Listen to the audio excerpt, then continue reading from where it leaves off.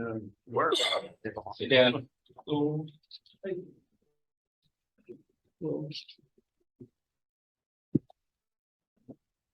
right, it's 1 o'clock.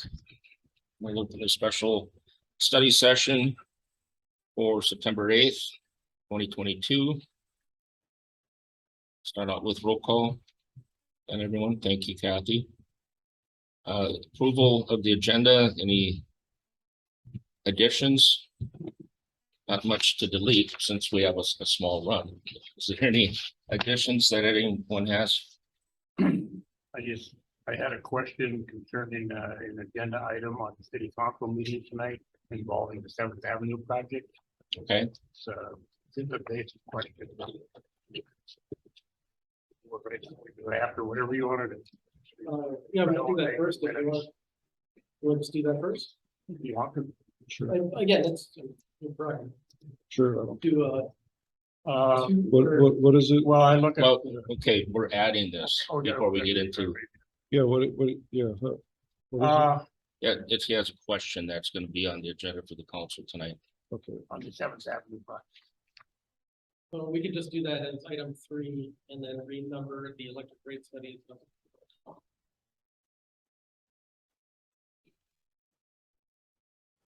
That would be my recommendation. Yeah, and that's fine. So all right. Is there anything else? I don't have anything else to add. Well, no, I'm sorry, so you do need to, the published agenda does not have agenda item 4, the Okay. video discussions, but So- you want to have that, Add you that. need to include that as an addition. Okay, so I'll make a motion to approve the agenda with the addition of the question on 7th Street, 7th Avenue. And then with disruption video discussion on how autonomous vehicles and electric vehicles will disrupt dozens of industries. So are we going to change that to 5 and then turn that to 6? Yes, we will renumber. Okay, All right, we have a motion. Yeah. Motion and a second. All those in favor say aye. all right, All right. Aye. Motion carries. Okay, number 3. There's a question about the 7th Avenue project. Yeah, on the city council agenda tonight is just a very preliminary. And the part that brought why I'm asking the question, is the engineering part of it is being acted on tonight. The Some of it the scope is- of it and whatever. What is being acted upon tonight is a collaboration agreement between the county and the city. Yeah. And then Where this- there's like 3 separate items. Correct, and the county will cover some of the oil borings, some of the other geospatial analysis that they do. And so, but really what they're setting up for is to just allow the city and the county to work together on a project. Now, as the project evolves, you know, there's a lot of things that we talk about. It's streets, it's stormwater management, it's sewer, and it's water. Those cost allocations, I've been involved in those meetings. I've talked with Michelle about it. We're gonna allocate those accordingly so that each department pays their portion. Basically, was my question. Yeah, We so, are gonna share the cost. Obviously, when the project goes, we do the water. correct, Yeah, we're gonna have whatever our cost share is, correct. whether we share the digging or what. I suppose we hash that out sometime down the road. The Why, nice- because the engineering was on their agenda tonight, I was curious about the engineering costs. Yeah, there's nothing for us to spend yet.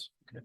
Well, We should be a part of that. I mean, absolutely, and whatever. the nice thing is, by doing this all at once, you know, you get some certain economy of scale. You just have to build the road once. You just have to do Oh, absolutely. one set of engineering. It's good to see that we can all work. And us. Yeah. Since it's WSB, they've already done their sewer study. They're working on our water study, so they've got all of our preliminary data. That's making this whole project go through pretty smoothly.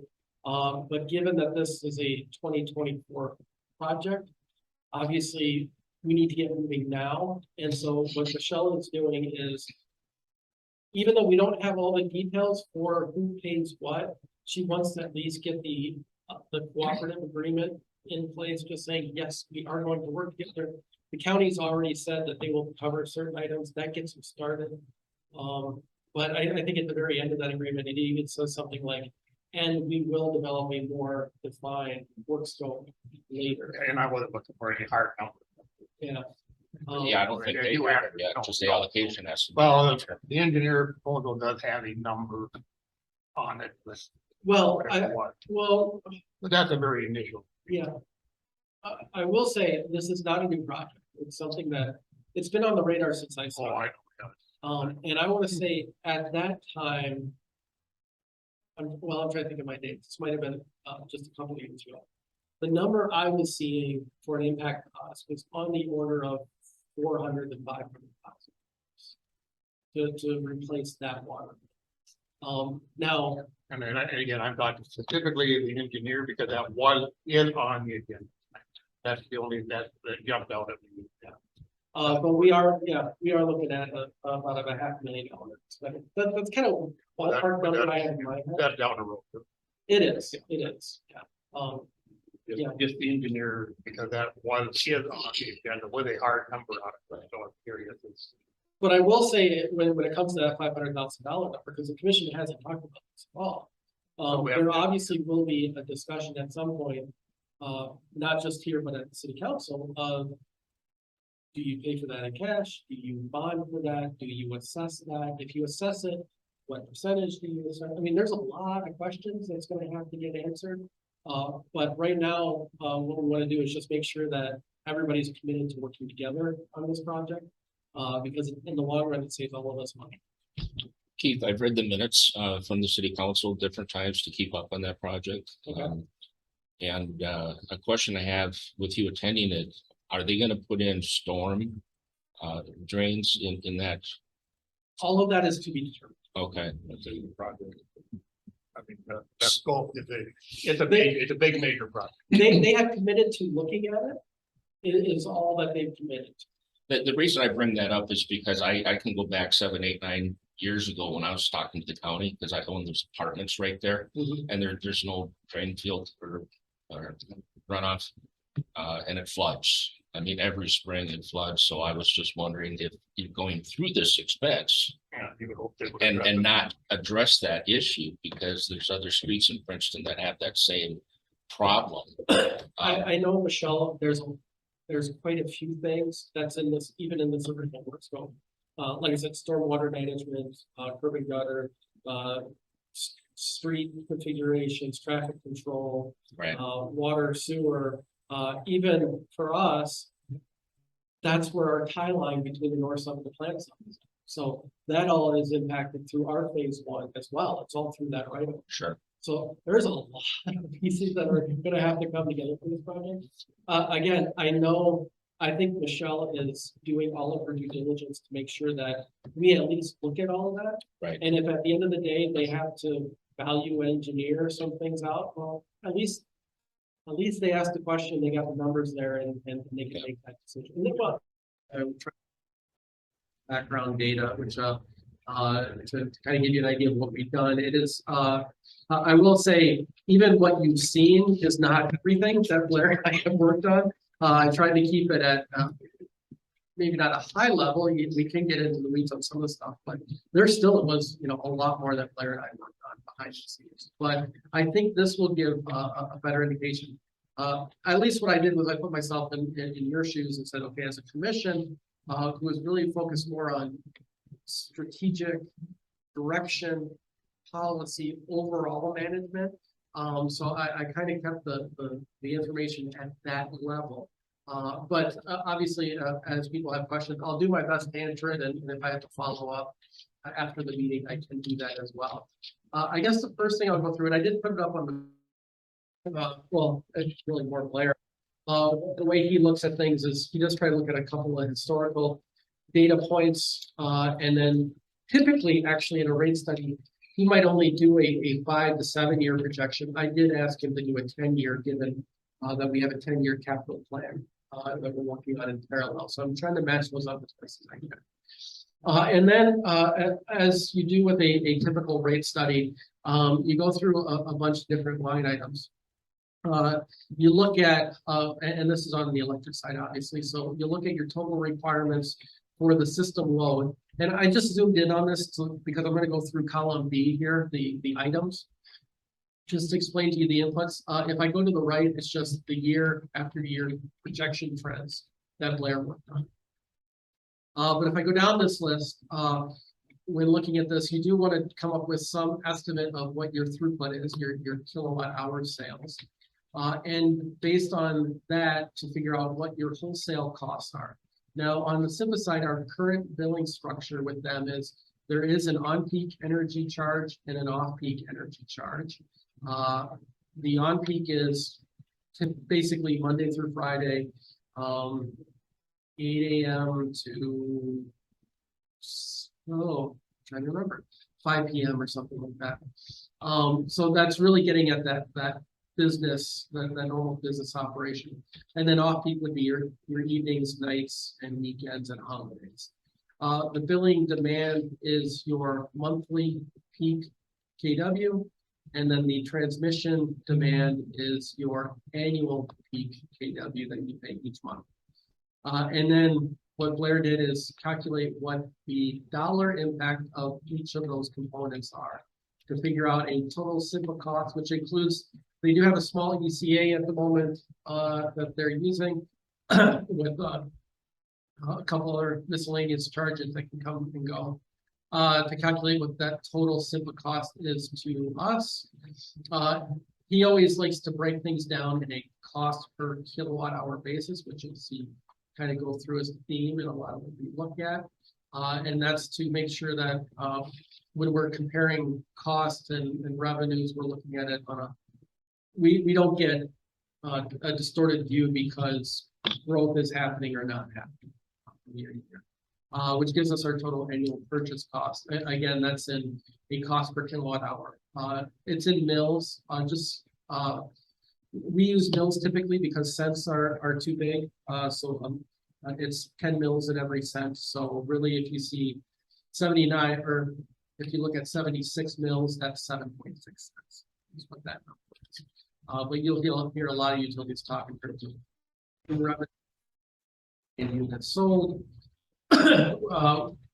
Look, I've added in some different variables, which you'll see that highlighted in yellow, which I'll get into later, just so I can look at the year-to-year differentials on a lot of those to then calculate kind of what our average revenue per demand unit sold is, or our average revenue per energy unit sold is. So we go through both the demand and energy side. Also projecting out the customer charges, as well as the other miscellaneous stuff we have, which is security light and street light fee revenues. And we project all of those out over 10 years to get a total sales revenue. This is the number that Blair uses when you take all of that, mash it all together, and come up with an average revenue per kilowatt hour in mils. This is what he's looking at when he says that there's modest to no rate increases. So even if I go, you can see there's a little bit of an increase early on, which we've already talked about. But then over time, even though I'm at 130 here, by the end of the 10-year period, we're at 129.3. So again, keep in mind there is a ton of assumptions in here. Yeah. Weather variation, economic conditions, population, demographics. One big employer comes or goes, and obviously, so there are error bars on everything that we do, but it gives us a baseline. It gives us the ability to say these are our best ideas of what we know today, of what we think was more than likely to happen over the next 10 years, but who knows? And as long as we can meet kind of that standard, then what happens is, this is why we have year-to-year budgets. That's where we tweak the year-to-year variations. Yeah. This is to just give us that overall, not looking at the individual trees, but look at the forest. Is the forest healthy? And that's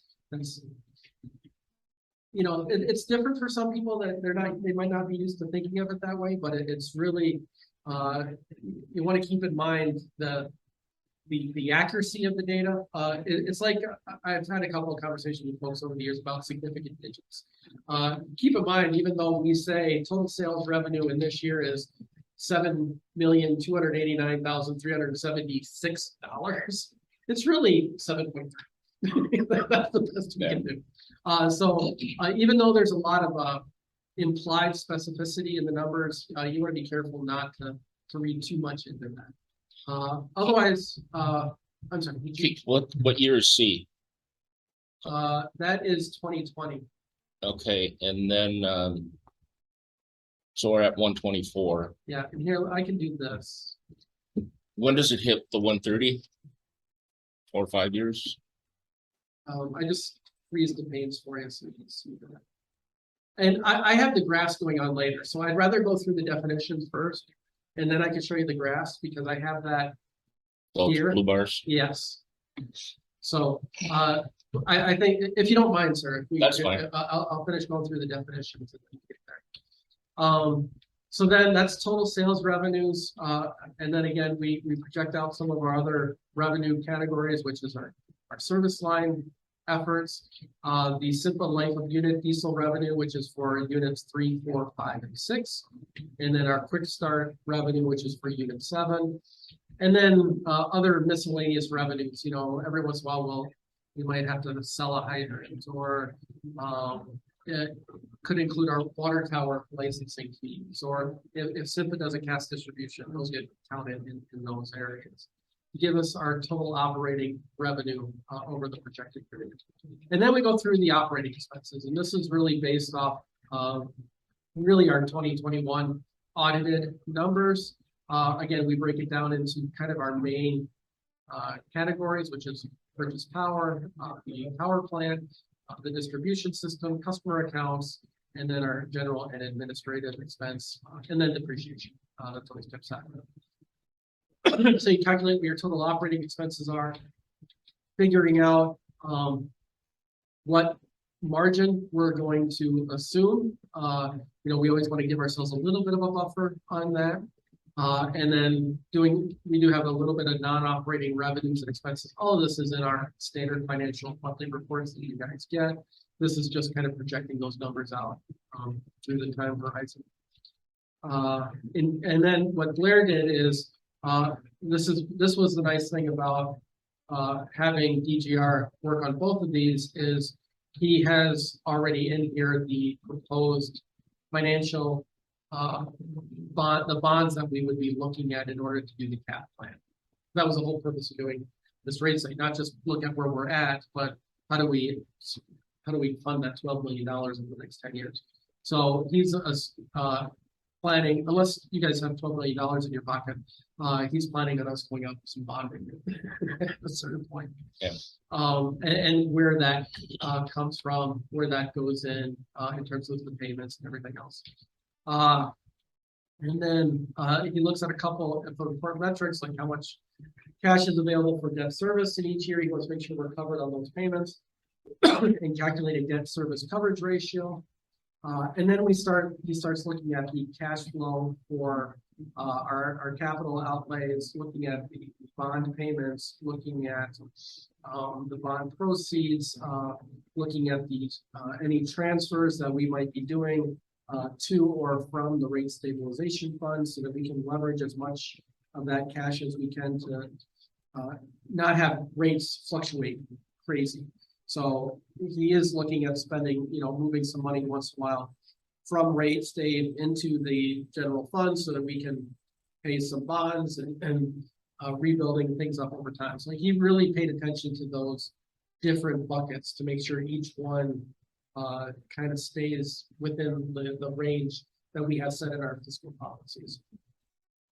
and so he did, you know, like I said, he looks at the rate stabilization fund account, he looks at the capital improvements fund account, and then he looks at our total cash account. And make sure that our reserve balances are where they should be. And then I went in and converted some of those to day of cash on hand. Again, I'll get into this with some of the graphs so that you can see over the planning horizon. Really what Blair and I were wanting to make sure we do is not just pay down all of our cash reserves in 10 years and say, yeah, look at that, no rate increase, and then year 11, Yeah. we're in trouble. So I want to make sure that we made, even through all of this fluctuations, as we move money back and forth to address the capital improvement fees that we have, we're still maintaining that liquidity in terms of the days of cash, just for some unforeseen event that could possibly happen. So we're not jeopardizing anything anywhere. So he goes through and looks at those cash flows and estimates where those would be for each year.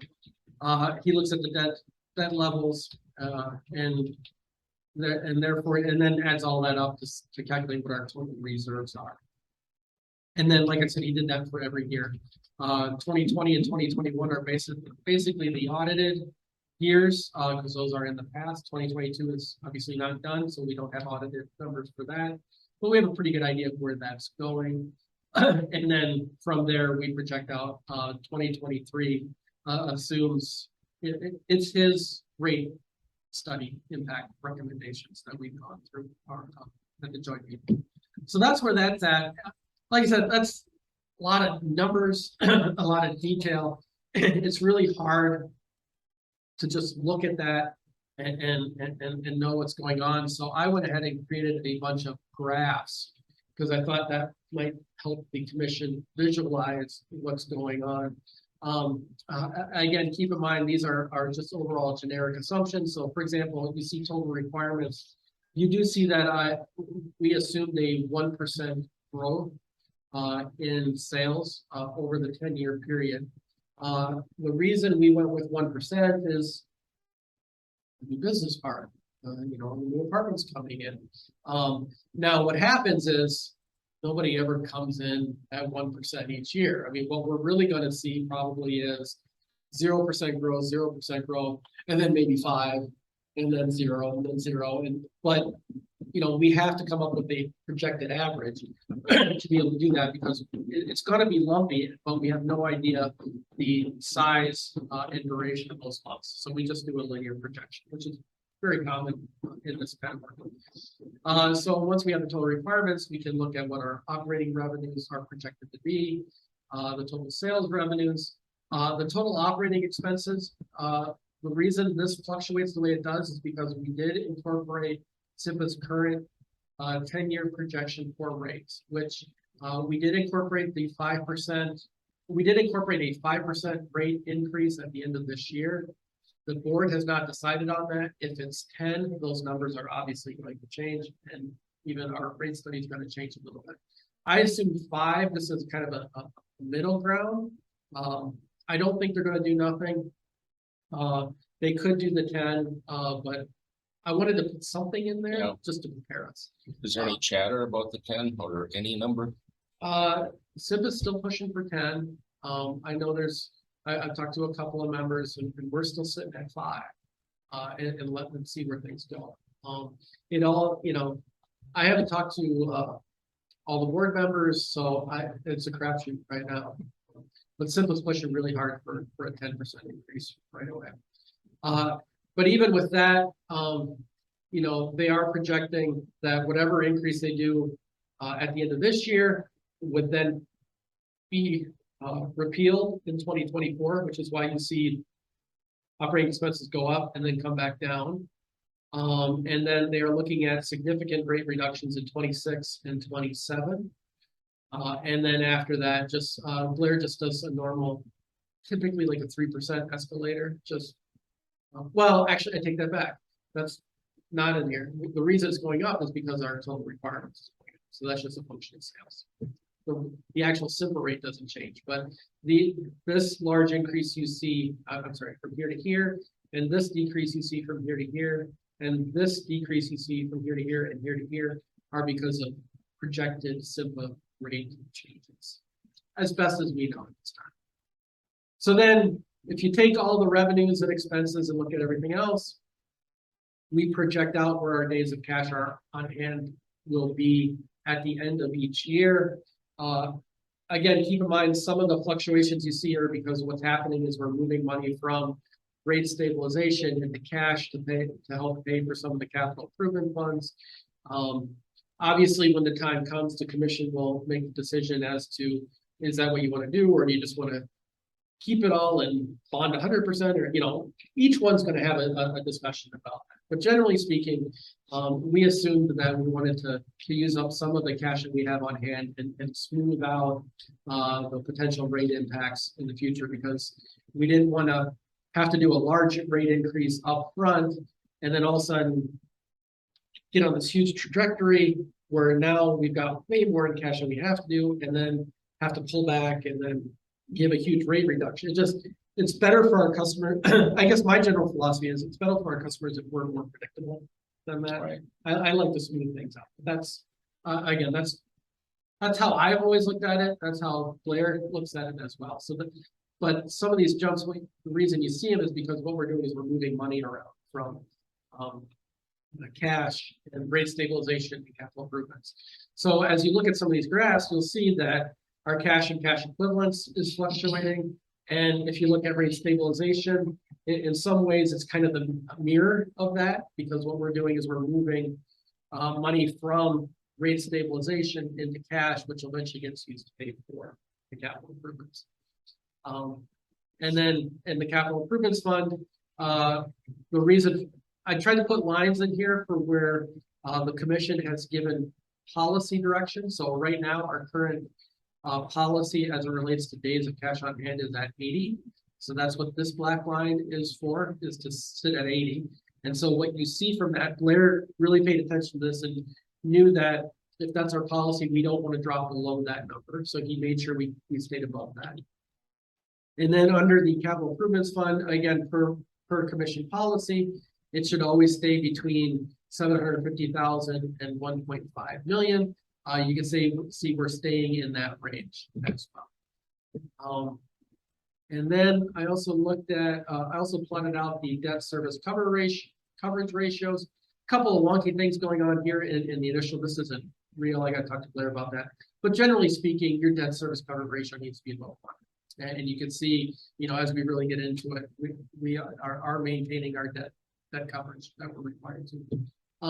I also wanted to plot out the percent change in average revenue per kilowatt hour. So you can see that, you know, we would be looking at a little bit of a modest increase here.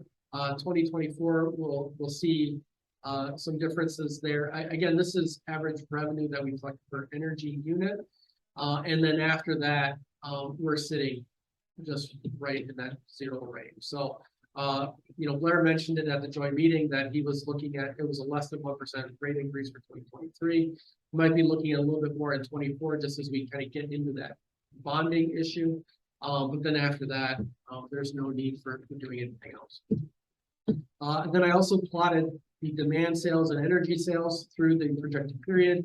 The reason you see such a large difference, well, for the audited ones, remember, these are actual. The big reason for this is just always keep in mind 2020 was a COVID year. 2020 has just messed up everything for us in terms of projecting. So that's why you see such a large difference here. But when you look at 21 to 2022, it's very, you know, it's right where you would think it would be in terms of a growth rate. The reason it changes from 2022 to 2023 is because we are redefining some of our rate classes. And one of those definitions is, which I will go through it later here as well, is reducing the large general service from a 25 kW limit down to a 20 kW. So that's where some of that comes from, is we're just capturing, it's not that we're selling more, it's just we're charging more to that component, if that makes sense. And then again, just being an electric utility, I always like to kind of track our losses. Right now, Blair just assumed a constant loss pattern on that. Generally speaking, as we underground more and do the voltage upgrades, which is part of all the capital improvements plan, I actually would expect these losses to go down over time. I have no idea what that number is going to be, so we didn't assume anything. I think this is actually worst case, but I don't have any data to say what it actually, what it should be, other than just assume it is what it is. But, losses are always something that we want to keep in mind as well. So that was my way of trying to take all of this. Yeah. And be able to explain to folks what's going on. I guess that was the first thing I had. I'd love to open it up for any questions or discussion. A question I have is how is it determined the length of a bond? Bonds are. I mean, we're typic- talking 12 million coming up here Yeah, at some point. bonds are typically 20 years. Right, Kathy? I mean, I feel like that's what most of ours have been. I think so. Yeah, It has to be dollar driven, and then your actual financials and stability of your company. You know, if you do it something shorter than that and your payments are exceedingly higher than what you can sustain. well, I would say in the electric industry, typically when you bond for the life.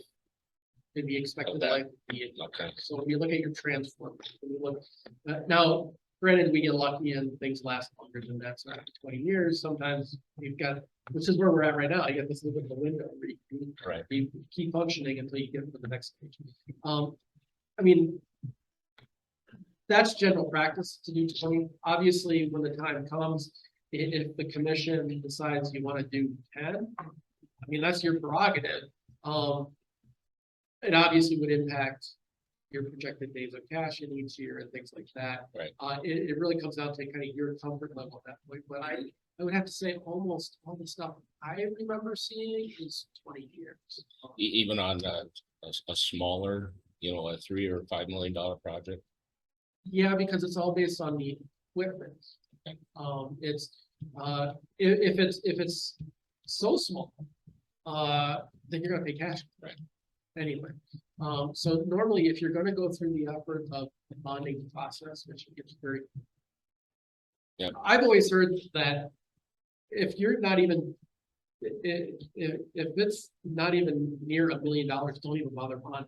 It's your costs to set it up. Yeah. Are so high. Once you start getting to 3, 5, 12, a 20-year bond makes sense. Where I think you guys are gonna wanna think about this is, do you bond 100% of that? Mhm. You bond 50% of that? You know, what's the ratio? That is usually more where you see the play than the actual term of the finance. Just from my experience. In my history on the county and the city elected, the figure you use $1 million seems like a common number if you're not talking about in excess of that. Right. Bonding costs and all the hoops you gotta jump through, not practical. And I suppose the interest rates could play in.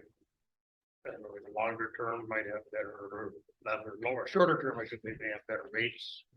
Yeah, Probably not likely. I don't think. yeah, there are some that, there are a couple of different strategies out there to where you set up one bond structure to get started. And then you just plan in 5 years to Look at it basically or whatever. refinance for another That's 15 pretty years. tough. That's pretty. That is, yeah. So you Right. still spread the payments over 20 years, but the bond terms can change. So that's a lot of bonds, when the interest rates were. Taking the downward trend, it would just found a no brainer, but refinance, I think, if you're gonna save, and then Yeah. back end of it, you're gonna save. And that's where we're working with folks like Northland and others. They keep tabs on that, and when they see that Yes. that number is significant enough, the difference, they reach out to their clients about refinancing. So on our capital improvement, you said that's at 80 days? Our days of cash, our policy is 80 days. For the capital improvement. No, those are two different things. No, Days of cash is at 80 days. For capital improvements, it's a dollar amount, which is 750,000. Okay, but what's throwing me off is that we want 180 days. well, right, so that's our goal is 180 days, but if we set it at 180, if we drop below it, then we're out of compliance. And then our audit You get dinged on your audit. dinged on our audit. Okay. So we set it low, like this is like the bottom, you know, Yeah. We just want to be So- conservative with it. right, trying to be conservative on, But as you can see, we're above it. right, so then it makes our audit look, we're above our policy. Okay, But, right, our goal is 180 days. Our bare minimum, bare bones is the 80 days is what we had set, yeah, because I seen that too, and I'm like, oh yeah, I remember now. You gotta, We set the policy to make sure we don't get out of compliance, and then our bonding rates go up. that's what was confusing. Yeah, yeah, and then you want to have a baseline of some kind, something to work on. yeah, And as Blair and I work through it, I mean, you know, we can run to a lot of what if scenarios, but ultimately, well, we think the best way to go through this is based on what the current policy is. mhm, Yeah, if you guys change that, Blair could go, we could pay Blair to go back and redo all of Hmm. it. To Yeah, see, no, we No, don't, we don't, I just, yeah. no, those No. two numbers, you do have Yeah, that. that was right about the time you started coming to the meetings, I think we went over Yeah. that, so, yeah, it's been a while. Yeah, Oh, cause it has, yeah, cause I was like, well, why don't we, I was the same question, why don't we set it at 180? Well, then if we're not there, Yeah. we're not there. Right. So now we're immediately out of compliance, so, we did check mark. yeah, I wasn't a voting member at the time, but I do recall the discussion, yeah, and that's where we came up with a conservative enough number, but still Yeah. keep us up there where we could be, give us yeah. a good level to stay above. So. We had talked about it at the joint meeting, was it? When we had the presentation done that variable rate, The ECA, um, for example, uh, or, I'm sorry. because of the load shape, you know, Oh, about.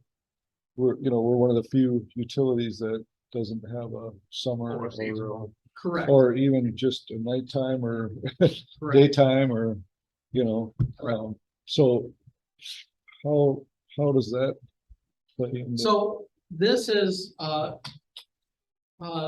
see, I just, I want to put this in a way that I understand myself. What Blair's looking at is gross revenues. So whether you do a seasonal rate or a non-seasonal Mhm. rate doesn't impact. Okay. cash flows. Because he's gonna assume that you're gonna collect so much money each year. Yeah. How you do that is up to you. So that, we're gonna talk about that in a few things here shortly. Okay, But when you're looking at a 10-year projection of annual revenues, the actual rate structures don't matter because what the way Blair is gonna do his analysis is to say, okay, if you wanna do Yeah. this rate structure, here's your revenue requirement, so I'm gonna make sure you get the same amount of money. Yeah. He was doing it at a different Right. time. we still have to get So that, get to, for get this to that. analysis, seasonality doesn't matter. okay, Now, that being said, if you do seasonality, you would expect at some point customers are gonna react to that and things can happen, mhm, you know, in year 5 and 8 and 10. I have no idea what those are. Yeah. But, you know, it's always something to keep in mind that as you change things, even though we're assuming the same revenues, it may or may not. You know, it's just, Yeah, it's if customer they- choice. if the customer doesn't adjust to our, rate suggestion of cutting back on power. Right.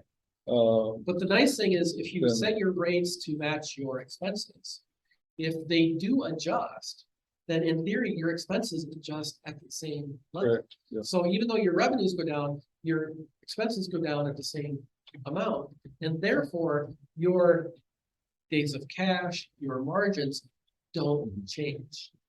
At least that's the theory. yeah, that's a theory that people might say, I'm cranking my AC, I don't care. Right, The rates are higher, well, then our income goes up, but then also our expense from That's the load right. shaping could go and, up. and that's why doing the rate study the way that he did it, is trying to make, Yeah. trying to match the Yeah. revenues with expenses closer so that those assumptions have less impact Mhm. on us in future years.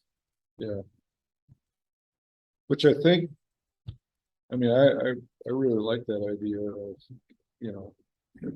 obviously everybody else is doing it, or most, Correct. I'd say everybody else, but most utilities are structured that way. And, Is there a timing issue with this? And what I mean by that is to introduce that change, to our ratepayers when it's lower, meaning winter versus summer. So they get the pleasantry of a lower bill, and then it's higher in the summer. I don't know if, otherwise you start it the opposite way. You get hit with a higher bill first Someone's and then a gonna- lower bill. I Someone's don't know gonna if that, complain no matter which. well, if it goes down, they shouldn't, but if. Well, oh. Yeah, I think but- what you're saying, I think I get you. I think people, I'll speak for myself, because I anticipate in the summertime, I'm gonna have a higher bill, even if the rate's the same, I don't care. mhm, You know, I anticipate a higher bill in the Yeah. summer, simply because I have an air conditioner. And I have a underground water sprinkler too, which has no effect on this, yeah, but I just, so if I see a higher bill in July or June or July than I did in December, I don't think anything of it. mhm, And I think that might play into maybe what you're saying. Yeah, that's just me looking at it analytically and yeah, sometimes presentation and timing And is helpful. what Dan. I don't know in this case. Some people are gonna complain about it, so no matter. As far as Blair's and my assumption, we just assumed everything starts in January 1. yeah. Okay. We did everything on a calendar year basis. Yeah. That's how we did it. And that makes sense to me. Sure, because that's true. Yeah. Administrative part of it. And plus, that's when we're setting our, doing our budget and rates and all that, so. Yeah, we've done everything. Our fiscal year is the calendar. Yeah. Okay, can I deviate just a little bit here? Can you go up a little bit on your, down? We have a different color. There. You made a comment when you were talking about that concerning, rates for different applications. I don't know if it's residential, commercial, industrial, whatever. I assume that's what we're talking. What I'm referring to is the large increase in the demand sales that you see in 2023. A big portion of that is simply because we're redefining what a large general service customer is. Currently, if you have over 25 kW in demand in 1 month, you get put on a large general service rate.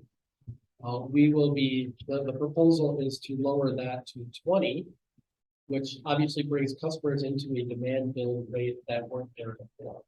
So demand here, what you're looking at is the revenues that are booked as demand sales. And you see this large increase. It's not because we saw a large increase in demand on the system.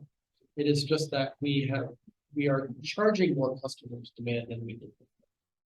Oh, and the reason I'm bringing this up is I just very recently, last probably a couple of weeks, was having a discussion with an individual in been here for many, many years. I'm not gonna say the name, you might guess who I'm talking about, but he made a comment, something about, public utilities always are gouging the industrial people and or the commercial people, and that's been their history, and I'm looking at the guy. I never ever really heard that. I mean, not that I was, I mean, I've only been recently hands-on. I don't, any of you guys, yeah, I don't know, was that ever a big issue? And it had nothing to do with this, what we're talking about, to be honest with you, but I did. When you said that, I connected it to the conversation. We don't have the industrial. Well, we have some industrial. Yeah, for you, but that's a pretty broad statement. Yeah, Yeah. No well, facts or details. the person I heard from it. A developer who's been in the community for his whole life. Has never had anything positive to say about when the city does anything. Okay, let's keep moving through.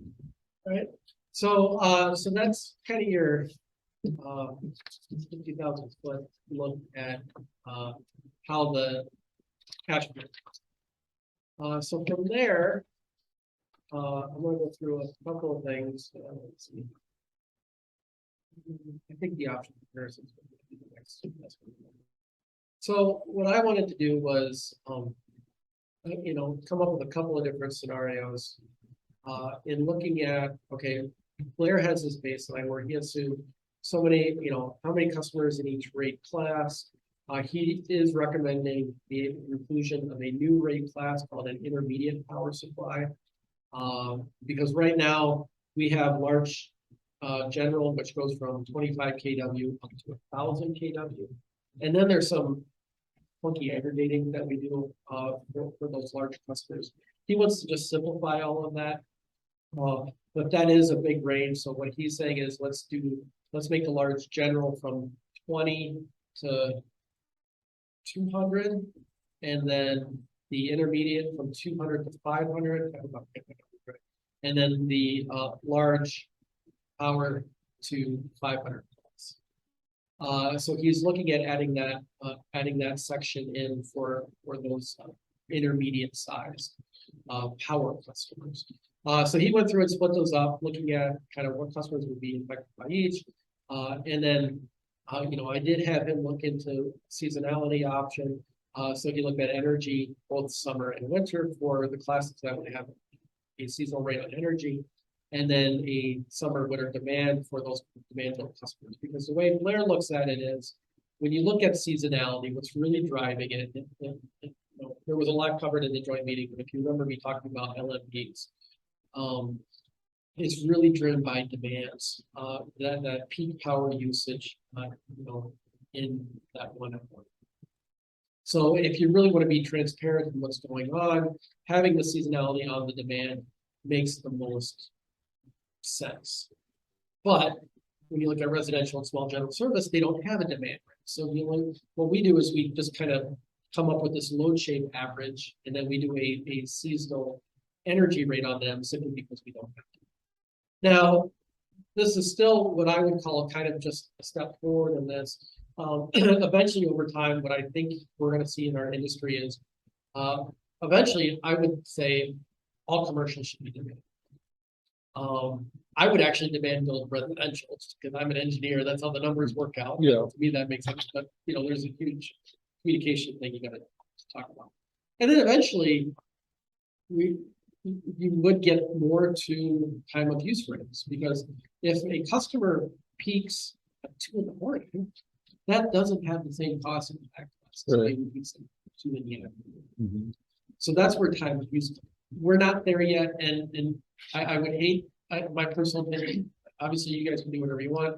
I would hate to throw too much change at our customers at one time. I think this is a good next step, but I could see 5 years from now, 10 years from now, definitely 20 years from now, I think we're going to see utility rate structures be even more complicated. Yeah. And really get into the cost to serve to the customer. But what Blair did for now is just looking at a strict summer winter seasonality rate. So what I did is I pulled together I call them 5 different options. I mean, obviously, you guys have the ability to just say, "Hey, thanks, this is great information. We're good." We're not changing anything. So I kept in kind of the current rates, and that second table that you see is really looking at the customer charge. And summer and winter energy rates for current rates are the same because there's no seasonality currently. I went through and did that so that my formulas later on work out. And then I did an option because DGR's initial analysis did not assume any seasonality. So if you just wanted to look at, let's just keep our rates, let's just keep our rate schedules as close to current ones as we can. This is what it would be. If you did look at a seasonality, that's option 2. I highlighted that because that's really kind of where Blair's at for his recommendation. So you can see what those impacts are. As we talked about at the joint meeting, Blair puts a lot of the cost allocations on demand. And what you'll see is if you look at the large general service, again, look at the highlighted one. Blair is, his analysis says that the summer demand rate should be $22 per kW and the winter demand rate should be 17. And from his perspective, that's what the math tells him. 22 is, I don't see anybody at 22 right now. So obviously to me, that raises a couple of questions and really raises a concern. As Blair mentioned, when you start putting more costs on demands, you start really emphasizing the difference between low load factor customers and high load factor customers. The low load factor customers are going to end up paying more because they have these high demands, but they don't have a lot of energy use. So they're not benefiting from the lower energy costs. And they're paying their cost to serve that demand. So their bills can see a rate increase if you're a low load factor. If you're a high load factor, you love it because you have just a nice flat load. You're using a lot of energy, so any reduction on the energy side ends up being a positive for you. You love that. So what this does is, Kathy, do you want to check on the door? Somebody's confused. You know, that's something to keep in mind is how we compare to our neighbors in that case. Like I said, everybody would love to go to a more analytical approach to it, but there is the message. And then, but it is a little bit, I would say, you know, a little bit more aggressive. So what I did is I came up with kind of option 3, which is says, okay, let's assume the same revenue requirements. Again, we have to pick some sort of function, some sort of annual impact. Let's do the same thing, but let's soften the demand rates and make up for that, you know, in a couple little areas here and there. So again, if you look at the LGS, if we reduce the summer demand down to 1675 and the winter demand down to 13, whereas right now our current rate is 1535 year round, that kind of makes sense. You know, you're a little bit higher in the summer than what our current rate is. You're a little bit lower in the winter than what our current rate is. You still give a little bit of an energy reduction on the kilowatt hour charge. Blair is very adamant that everybody should be paying customer charge. So I kept that in at the $45 range. But what that does is it softens those differences between low load factor customers and high load customers. That's the intent.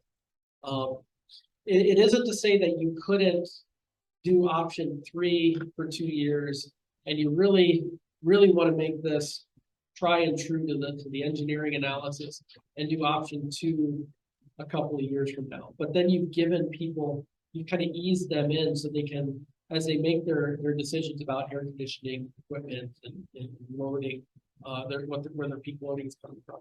It gives them an opportunity to phase those changes in so that they don't get hit with a high cost that there's nothing they can do with for a year.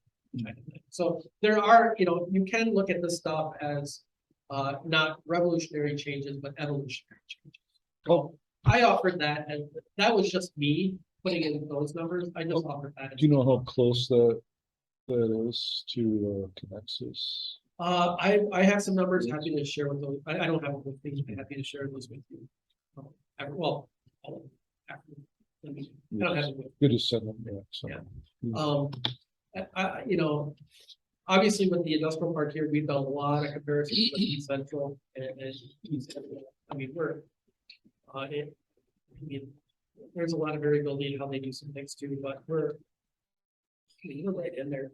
In some cases, yeah, we are lower than they are. Depends on the customer. Yeah. But yeah, I can. Dan, you bring up a great point, you know, concern about what are they at, what are we at? How much is it looked at on, or we're gonna do what's best for us, regardless who and what they're at? But that raises a second question. If they're lower, then how are they doing it? Well, okay, so keep in mind, okay, so yes, I can do the analysis of us to Connexus. And I can do the analysis of us to East Central. Keep in mind, if I did analysis of East Central to Connexus, they're going to be way different. Connexus is benefiting from the fact that they're big. Mm-hmm. They have a large customer base. They have most of which is metro. As you get further out into the rural areas, it's just simply more expensive to serve. You have less customers per mile. You have lower loads per mile. Your per So, you know, if comparing us to Conexus might, you know, it's a little bit apples and oranges, just Right. because I can't spread our fixed costs over the same number of customers. It's all the per capita difference between Princeton and It is, that. because from Conexus perspective, whether you're on their northern end or southern end, you're gonna pay the same amount. And they've got such a high concentrated load around the metro area that allows them to be very cost competitive. I mean, they are, there's Yeah. just no way around it. So it really, for us to try to fight that fight and be competitive with them really isn't realistic. I always believe that we should try. We should do our best to get in that range. Where I think municipal utilities have the advantage over Texas is these commission meetings are open. You guys are rate meetings, you know, if somebody wants something, they can come in here and talk to, you can come into the office and talk to someone. You know, if you wanted Conexus to implement a new policy. Yeah. How do you do that? I don't know. Their commission meetings are not publicized. I mean, they're not broadcasting. We are truly government. Right. So there's a lot more transparency in what we do. There's a lot more personal touch because we're here. We have an office here. So, so the asterisks, when we're all done with this, before we stamp it, the asterisk should read, okay, now that we've gone through all of this work and everything else, how does it compare to everyone else? I mean, that asterisk should be there. I mean, I think it's important. You know, just for the simple reason of if we're gonna be that much higher, then we might as well turn it over to Conexus. Yeah. If we can't, you know, if you can't beat them, join them, you know, type, you know, and I know there's benefits to, you know, such as, you know, having a say on your power and the reliability and the local employment and, you know, there's a ton of Share the story. benefits, but you know, at what cost? Yeah. Is, you know, at a certain point, it doesn't make sense, so. Well, and I I think think we've done a we've gotta good keep, job. we gotta keep in there, Right. or otherwise. Why? And I'm not suggesting Yeah. just, you know, do what we want to do and then, Right. you know, we've worked too hard over these last few years Yeah, to address that misconception of yeah, the rate and everything but else. if that misconception were true, then yeah, we should probably be looking at selling out to Conexus or something, but I I just, don't think it's true at all, so. Well, but to that point, then East Central should do the same thing. Right, But exactly, There, yeah. there are different costs to serve. You know, I've been working with Simple on a similar cost comparison analysis. And I have Excel where I'm at, and there are people down in the Rochester area that have Excel. Those costs aren't the same. Excel has regionalized things. As Conexus gets bigger, maybe they would end up having to Yeah. do something similar. Well, if they In which start- case, Yeah, you know, at that point, you don't have, once you sell out to Texas, you're done. I mean, that's, yeah, you could never go back. yeah, right, they're not gonna, oh, yeah, well, You can't change your mind. Yeah. Um, here's your customers so back, yeah. I think Not be it's, long, that Savings would be erased in short time too. yeah, I think it's always important to know what our neighbors are doing, to help us strive to always be better. Yeah. But I do think there's a lot to be said for the municipal model, Mhm, where it's not just some corporate entity mhm. telling Yeah. customers what you're gonna get. It's more of customers having a little bit more Yeah. say. Oh. How they want their utility. I mean, I would like to be able to be competitive on our commercial customers with the industrial partner. And I think eventually what that means, and again, there's so many variables in all of this. Mhm. You know, one customer could come out ahead and another could come out behind. So, and these numbers are based off the cost to serve our load sharing. Nexus's numbers are based on a cost to serve for their load sharing. Those are different. Yeah. So doing a side-by-side comparison can get difficult. I think the bigger question is, like you said, we want to be competitive. What does that mean? Yeah. You know, if, you know, I could probably come up with a really cheap rate, but if I put it all through an ECA and make it variable and just pass all of the risks onto our customers, and just let the rates fluctuate crazy like, I could do that. Is that what we want for our community? I think having a local utility does provide some stabilities. Yeah. Because we understand how that impacts the local Yeah. economy. So there's a lot of, again, there's just a lot of variables. Yeah. to keep in mind. Yeah. And Well, I've always myself defined probably the biggest maybe benefit we have is just the overall customer service. I mean, I've lived in central of the nexus of the city. And in the city, I can almost count on one hand the number of minutes I've been without power. When I was involved in the news and we were off power for days, well, not days, but certainly full days, hours. yeah, that's You don't municipal. see that. I mean, that don't happen anymore. And- And that's worth some, maybe not to the maybe not to the average resident, but to that business in town or. You know, Yeah, so there, you know, it is like a lot of things. I mean, you can look at just price, but if you don't look at the quality of the product, the reliability issues, the fact that, you know, we help out with some tree trimming and, you know, we do a lot of things for our customers, just as things come up. That a lot of utilities, I mean, you know, if you want to schedule something, you better plan a month ahead, whereas for us, a lot of our customers can call us the same day and we can get out there and help. I think that we really, you know, everything that was said just now is true and accurate.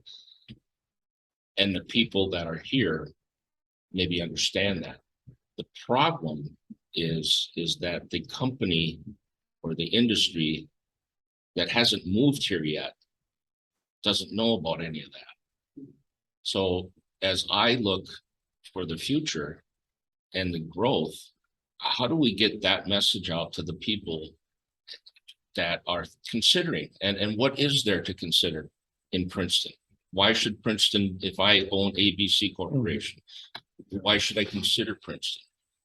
Okay, what's the reason why everyone went to Cambridge and not Princeton? Is it the electric? I don't know.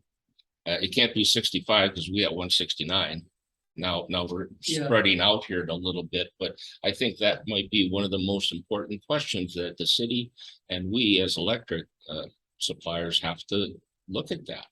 I would say that has been a question that I've been involved in since I started in the industry 20 plus years ago. It's never about electric rates. Because electric rates, when you look at it, are a couple of percentage points of a company's operating. Companies don't decide where they want to locate because of the electric. It's all of the above. They say they do. Yeah. Okay, they will always do that because Yeah. they will try to get. Negotiation, Yeah, yeah, absolutely, I get it's a it. great tactic. In recent years, the primary motivation for why somebody relocates somewhere is labor. Can they get employees? That's why they go. Somewhere. And even with that, what I've seen with some TIF stuff and other incentives that local governments have done, it's always come down to, do you have folks that I can hire to run my business? Because if I don't have that, it's an empty building. But I really can't think, when push comes to shove, it hasn't been electric rates. Even the utilities that have gotten aggressive on that have ended up reducing the revenues by a significant amount. And I think then afterwards you talk to them and they would have done it anyway. Okay, so let's flash back a little bit when there was a rumor spread and it received a very direct letter from the city that we were going to take over the industrial park.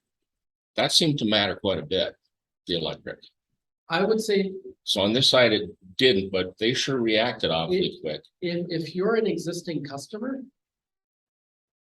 then you're gonna pay more attention to that.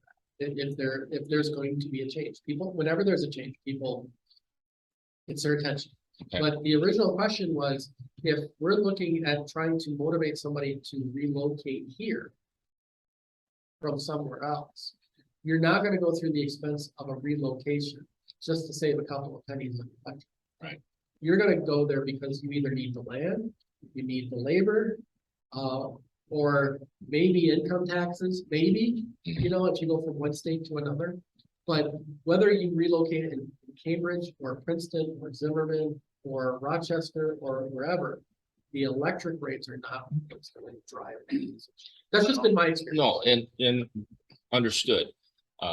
Let's keep moving, but the question that I have with DGR, do you feel in working with them as a company that they're on the cutting edge of their technology to produce these things?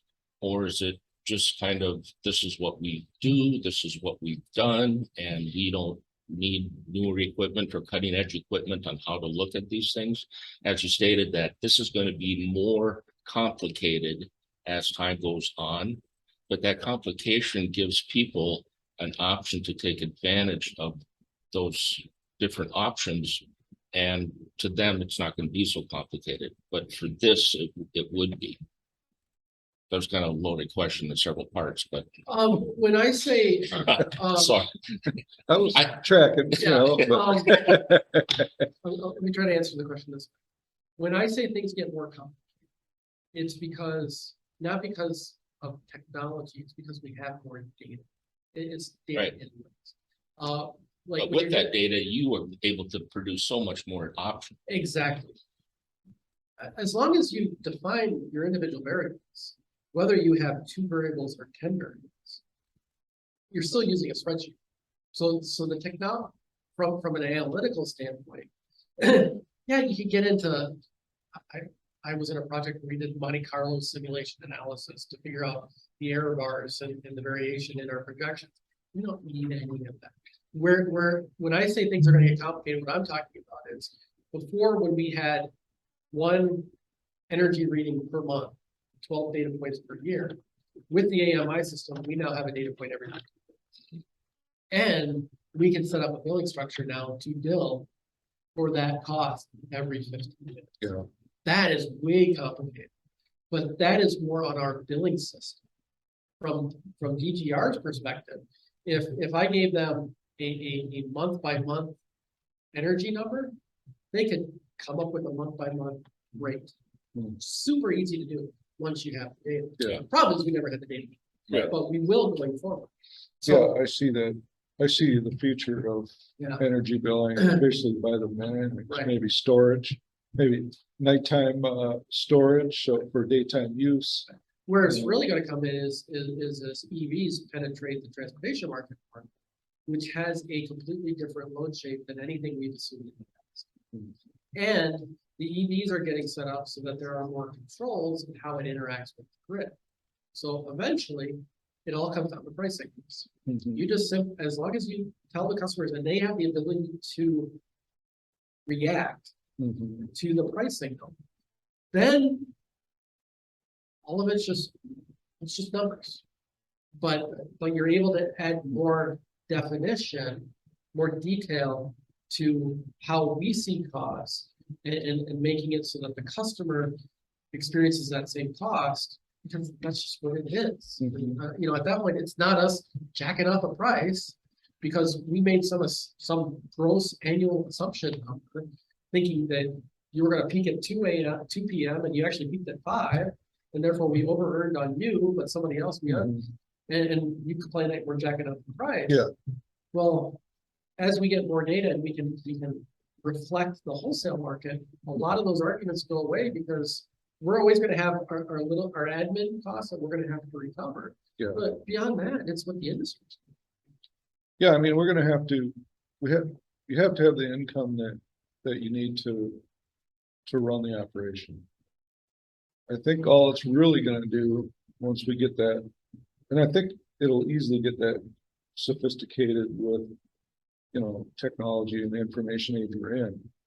Right now, some people are subsidizing others. correct. And so I think what we'll get to is like, well, I wanna figure out the cheapest rate.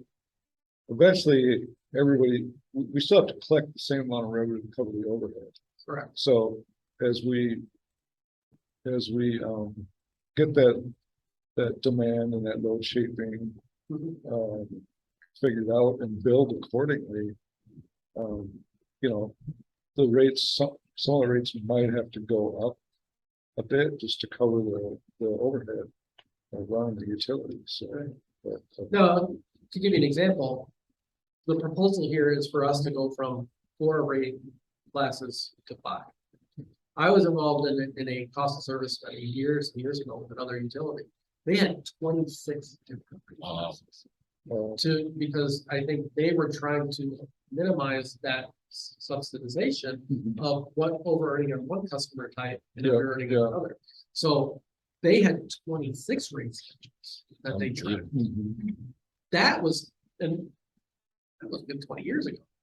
That was complicated. yeah, With the IT tools that we have, a lot of it for us is just gonna be get the data, analyze the load chains, figure out what the cost allocations are, come up with the rate schedule, and then design the billing system to act accordingly. Yep.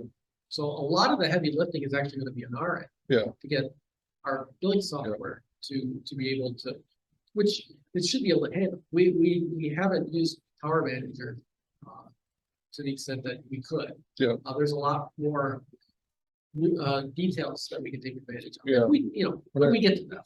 I think that's the direction we should be going.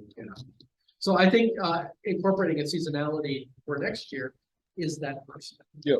So, and then, like I said, option 3 was kind of, these were numbers that I just came up with to match the revenues to DGR seasonality, but trying to soften the demand impacts so that the customer's load factor is not as big of an impact. So that's why when you see the third table there, revenues, that's where I was looking to try to keep revenues similar through the different rate classes, looking at the total amount. And then again, I always think it's good to do some different mental exercises. Did come up with, okay, what if we wanted to try to reduce rates by 1.5%?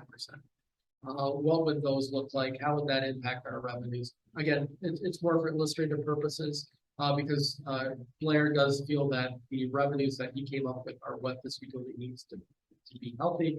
But just wanted to kind of show what those numbers could look like if we went down that path. And then I did try in the very last table to come up with what the dollar impacts were.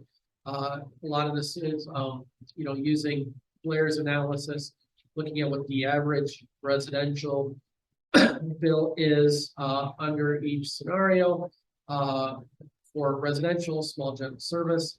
For the demand bill customers, I tried to come up with ranges for the DGR analysis. Again, with DGR stuff, because Blair's a lot more, has a lot more ability to do analysis than I do.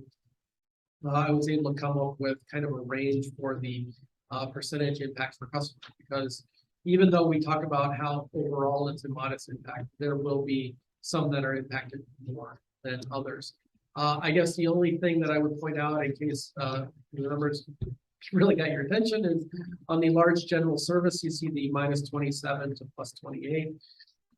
The ones at the extreme levels is because of extreme load factor issues. And what I mean by that is on the high end, it's actually us. It's our water treatment plant, which has some pretty big pumps, but they don't run very often. So we have pretty high demand with low energies. And on the low end, it really comes down to actually some cell towers. When you have somebody like Verizon, it's a small use customer. I mean, percentage wise, it looks big. I can tell you from a dollar perspective, it's not. But when you have a Verizon cell tower that has a piece of equipment that just runs 24 hours a day, there's no load variation, there's no air conditioning, it's just constant. That's where you see kind of the large 27% reduction. So that is more for utilities on both sides of it. Stuff that is either running 24 hours a day nonstop, or stuff that is Mhm. very high demand, course, with the corresponding low energies, which is again, what our water treatment facility is. So the 28%, that was huge. That's actually us. So, but the others you'll see with like IPS, the intermediate power service and the large power service, you know, you'll see some variations there. In Blair's world, you know, that's anything under 10% is kind of in the noise. He doesn't really see a lot of, he only gets nervous when he starts seeing 20s. Anything less than 20 or definitely less than 10, whether it's a bigger variable than the rate, you're gonna get more complaints during a hot summer than you will during a rate than you will for a 5% rate increase. If people are looking at their bills, 5% sounds like a lot, but weather variations can cause your bills to be plus or minus 10%. So usually your rate variations are in the noise. But you know, you always want to be transparent. You want people to see what it is. And what that indicates is for those who are on the higher side, there's an opportunity there for them to maybe look at their operations. You know, maybe they haven't put in high efficiency air conditioning equipment. Maybe they haven't done things over the years to really think about how they're using electricity, which gets back to, Dan, your point, which it means that in the past, everybody else has been subsidizing them because that's what's driving our costs. Right. So this gets it to be more reflective of their individual impact. That's the goal. That's been the motivation. We've done some rebate, we've got a rebate program for people that do like a big commercial operation, right, a grocery store or whatever. And you got on Facebook over the check for rebate, whatever it's. Yep. That you talk about selling points, bring people in the community. Right. That one very obvious one. Yeah. I'll go back to customer service. We can document that. Our customer service is second to none with compared with these that. And in Walmart, Sunday, when they lost their power, well, that, but Sunday, our crew was there. Fixing it. Yeah. I mean, he's gonna have people with connections and he said, oh, we're good. So, yeah. So I thought doing some of these side by sides might, again, help the commission understand what it is Blair and I were talking. Any questions on these tables? Well, this is exactly what I, Okay, perfect. because it, you know, for us to move forward in this, and it was just you two, I felt just, you know, where we at. Yeah. So this helped me a lot. The 6% losses, what is that made up of? The losses, you mean the The graphs of the losses. previous? Yeah. Basically, you just look at how much energy comes in at the city gate at our substations. Yep. And how much we don't. And Okay. whatever is different. So transformers generate heat. So, you know, you get losses there, you get line losses through the line itself. Just because anytime you push electricity through a metal. Yeah, You get a no, little I bit. get it. So mostly your losses are transformer losses and heat losses Okay. that way. You know, if your losses get too big, it's always possible you might have some fast on the system, which happens. But for you know, for small communities, you know, 6%, it's a number I would like to get lower. Definitely. Yep. And I think one of the smaller benefits of the capital improvement plan is that number should. But yeah, that's mostly waste. Is what that you see from there. All right, otherwise, should I move on? No, please.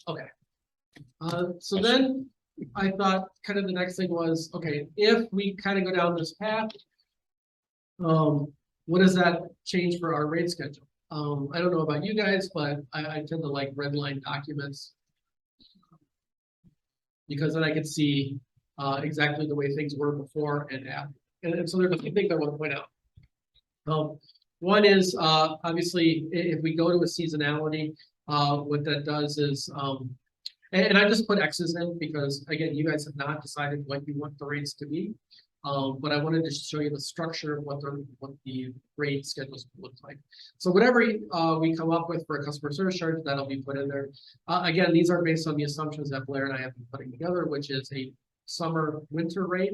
And by that, we are defining summer as May through August and winter as September through April. So those will be two different energy rates.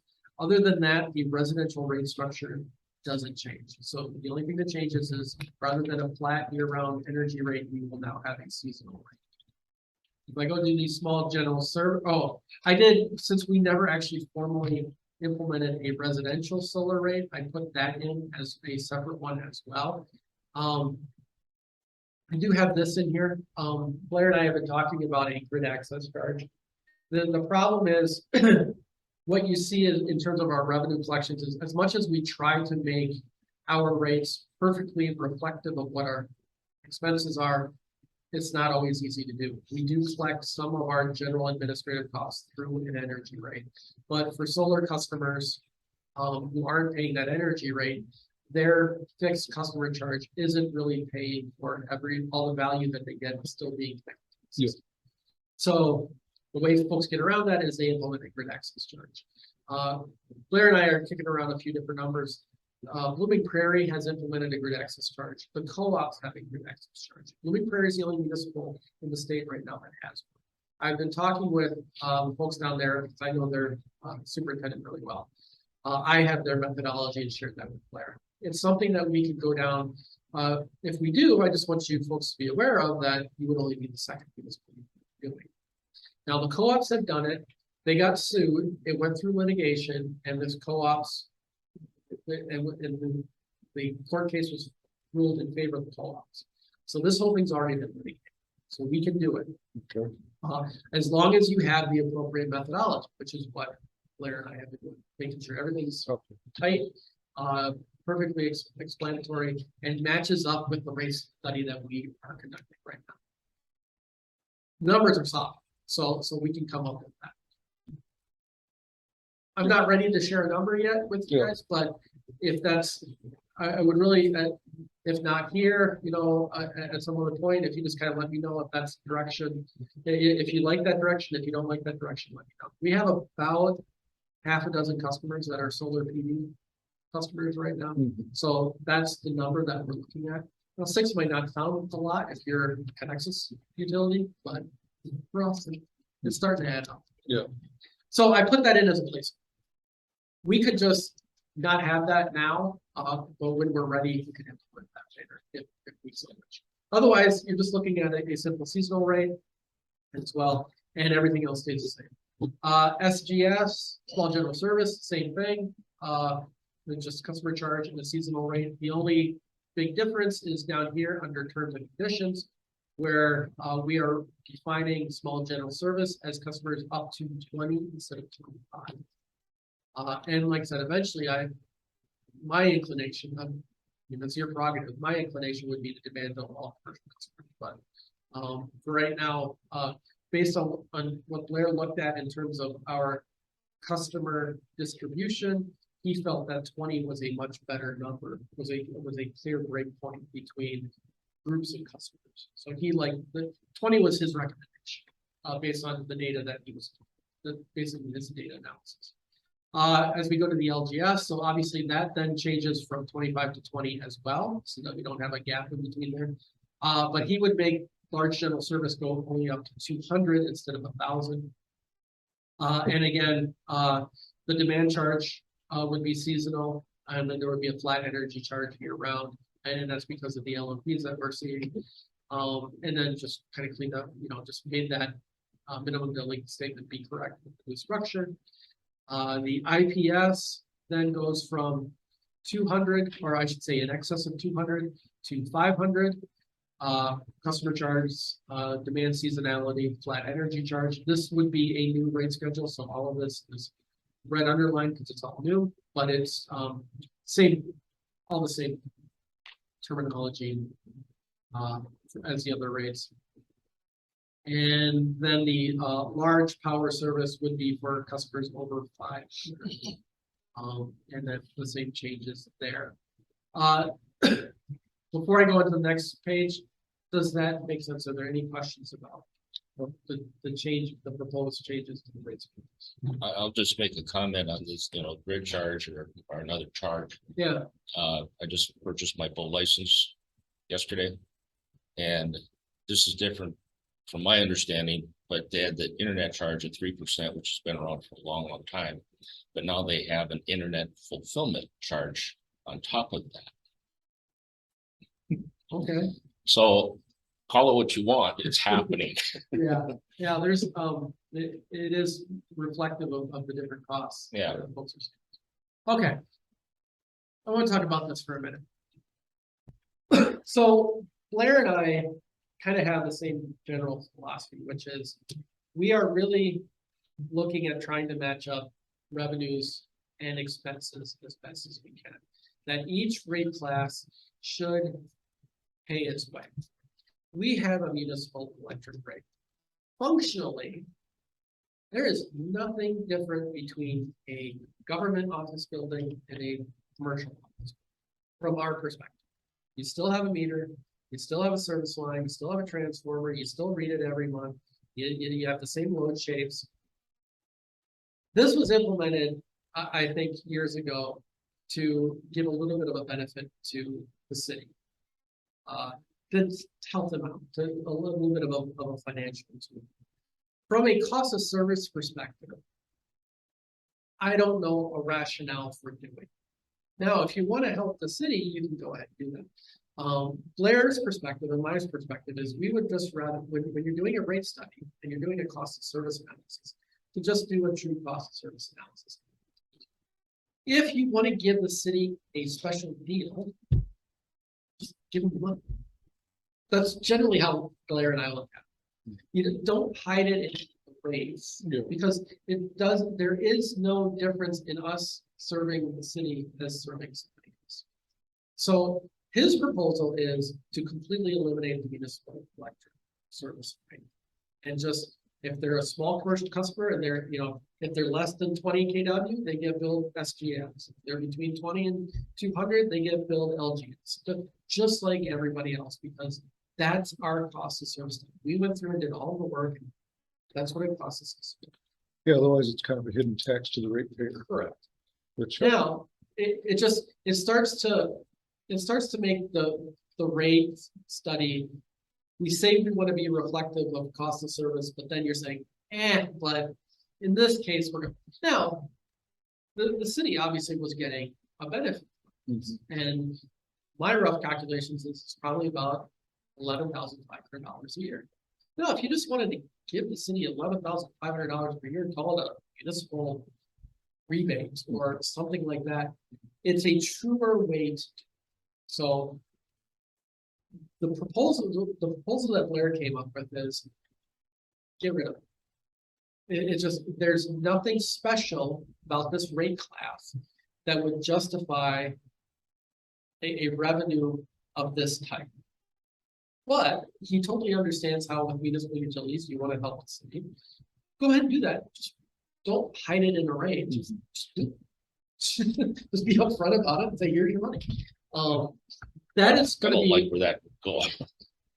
that's a big question for you guys. Yeah. What do you, I don't know, like I said, I look at it, if I look at it more from my engineering analytical perspective, absolutely, we should get rid of it and then just cut the city a check if that's what you want. Now, if you don't, if you want to keep it in place, obviously we can still do that. But we wanted to bring it to your attention to just. I would say I would be willing to bet if you were to put it to the vote, the ratepayers, they'd be like, I don't want to subsidize that. Right.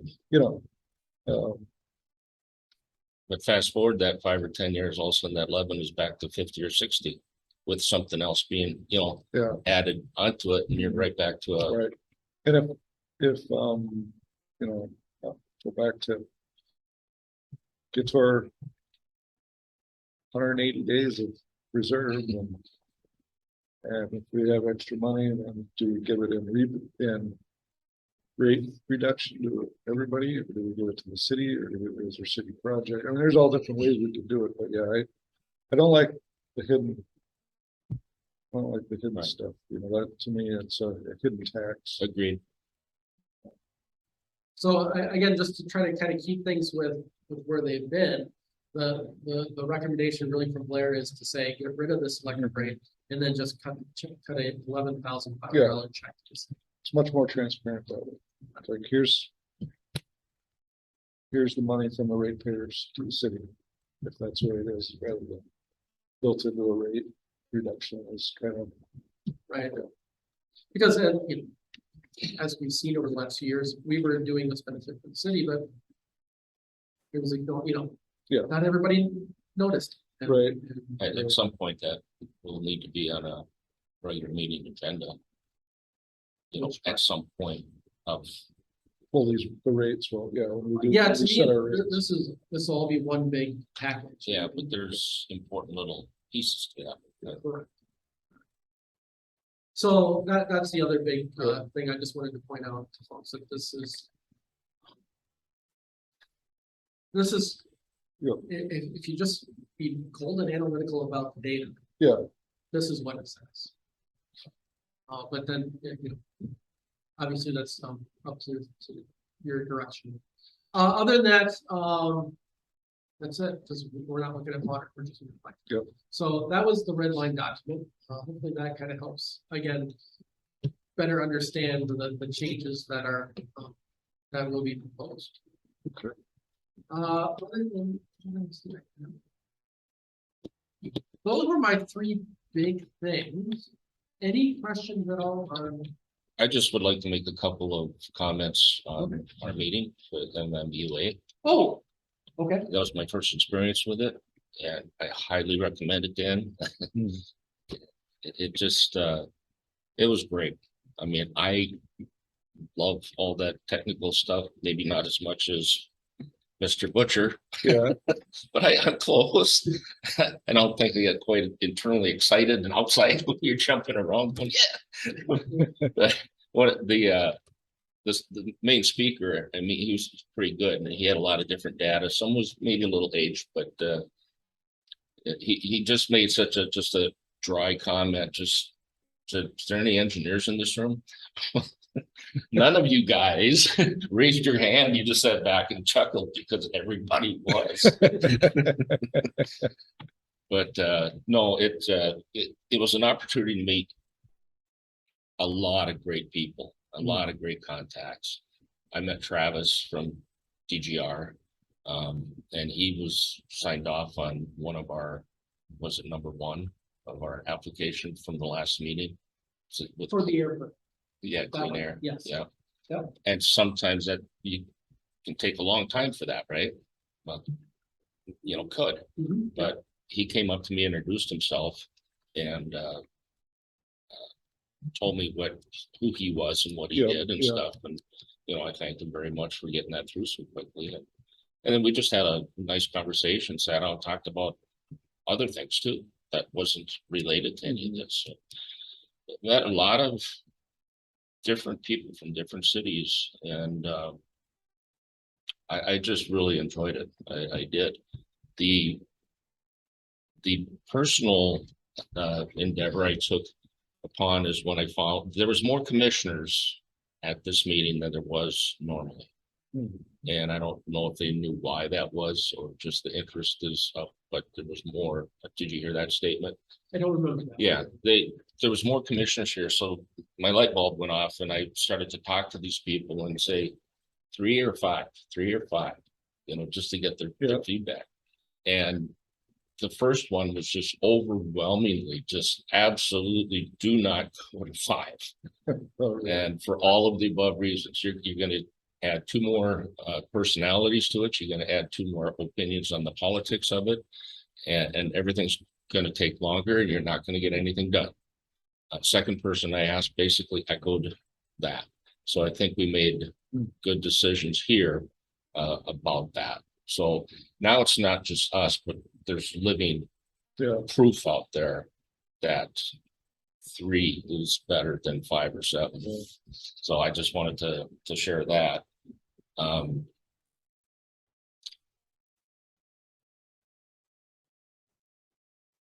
You know, it's a nice place too. Ann and I went up a couple days over there and just, you know, took advantage of the resort and stuff. But I made sure I sat at a different table all the time with different people so I could meet, take advantage of that.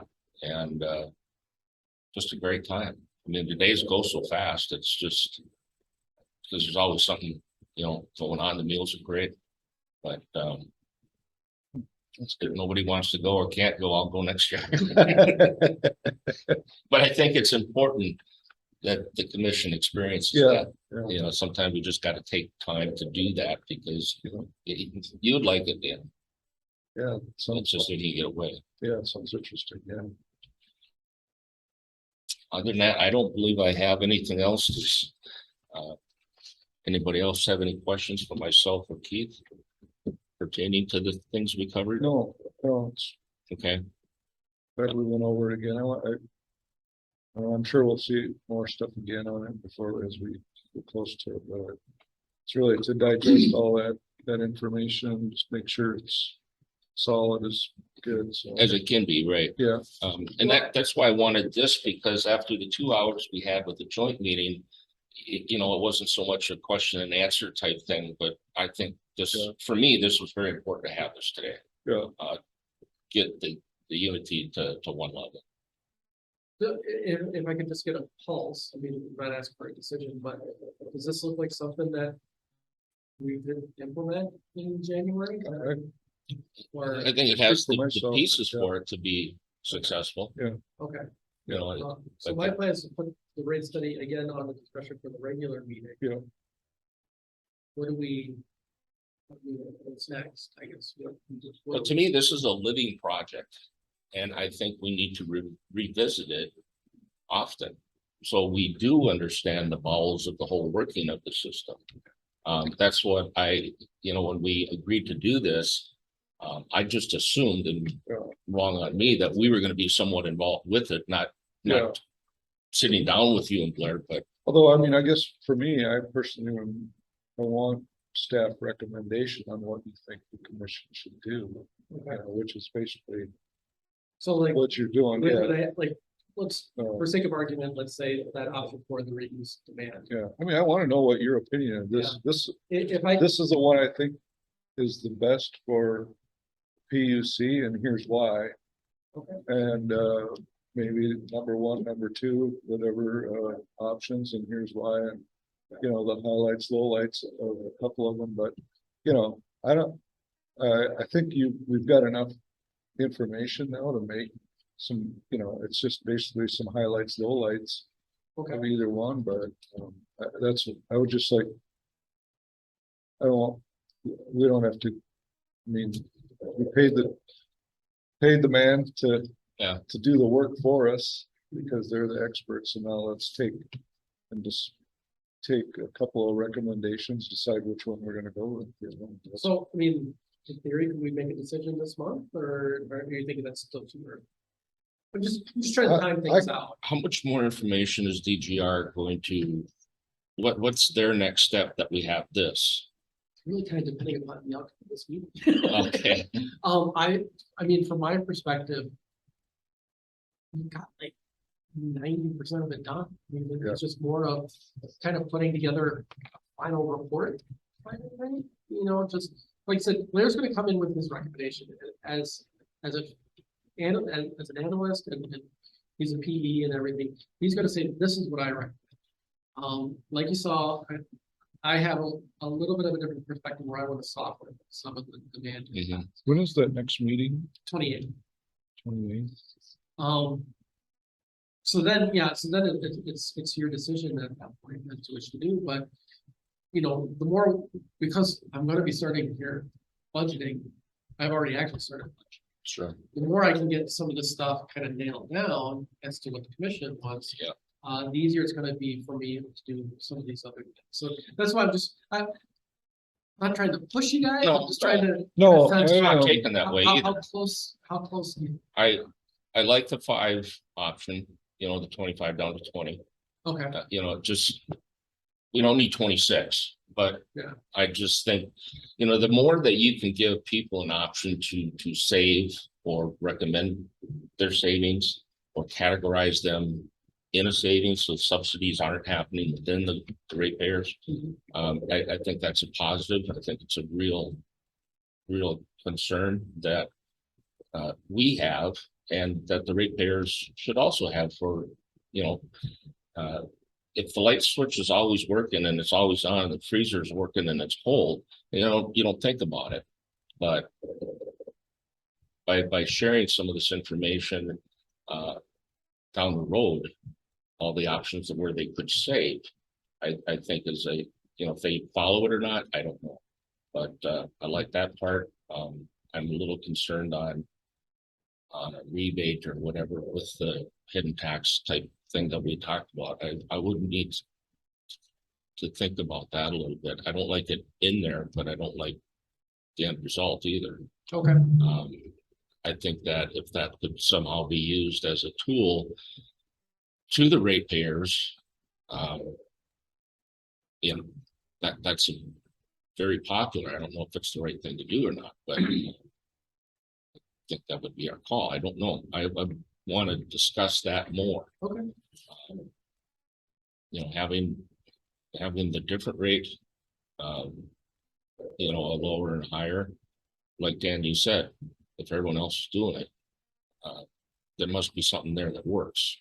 And if we can even save a little bit there, and again, educate, and we can set up the program, but if the people don't take advantage of it, then, that's on them. But at least it was an option to do, rather than just do laundry during the day, do laundry at the night, costs the same.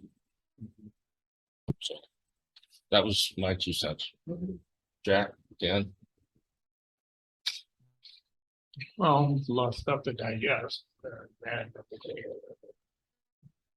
I like Dan's lead to. We hired an individual who retired contracted with this outside entity. Spend some money to get a number of results, and I like Dan to look at their recommendations and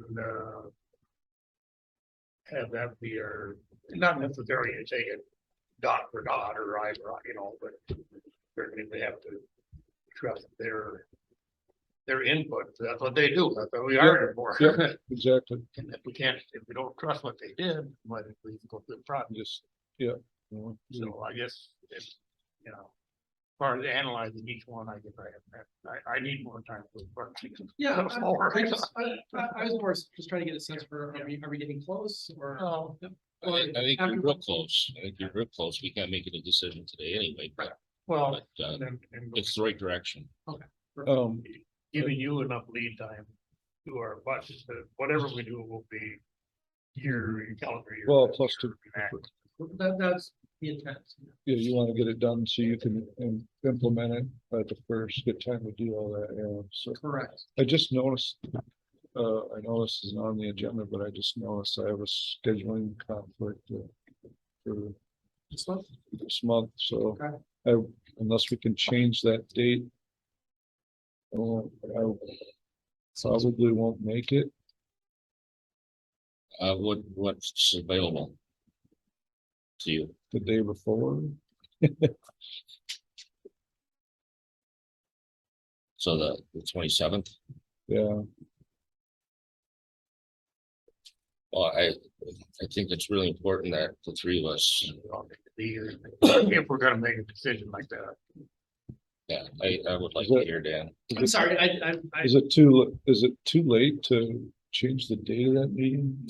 no, I can. Could we do it on a Tuesday instead? I can make the 27th. 27th? Are you okay with that, Jen? Yeah, as long as I got enough lead time, because I have to flex my boss's schedule for the drivers. But I have enough flexible days. Should be okay. I was gonna be in Michigan, but I can go a day earlier, come back. I am not in town that. No, with for simple budget workshop and the ECA working group. When is that? From when to when? It's from 10 to 3. Oh, so it's just a one day? Okay. How about that Monday, the 26th? Yeah, I could do that. I would just end up having to skip, the city meeting, which Shell runs, and have to come to this meeting. The city meetings are Monday afternoons. Are you gone, Dan, on the 29th or is it 28th? Yeah, I'm gone for, 20. 29th, yeah. And I'm also in a all-day meeting on service territory issues between unis and co-ops. And 26th, that's out for me. So, the other thing, if I could do it, I just don't know exactly, so I'll be flying out that day, but I don't, if I could figure out what time would be. How much lead time do you need to, legally, it's 3 days. Yeah, 3 days. Oh, I have to give 3-day notice. well, otherwise I have the 21st, like the Wednesday before.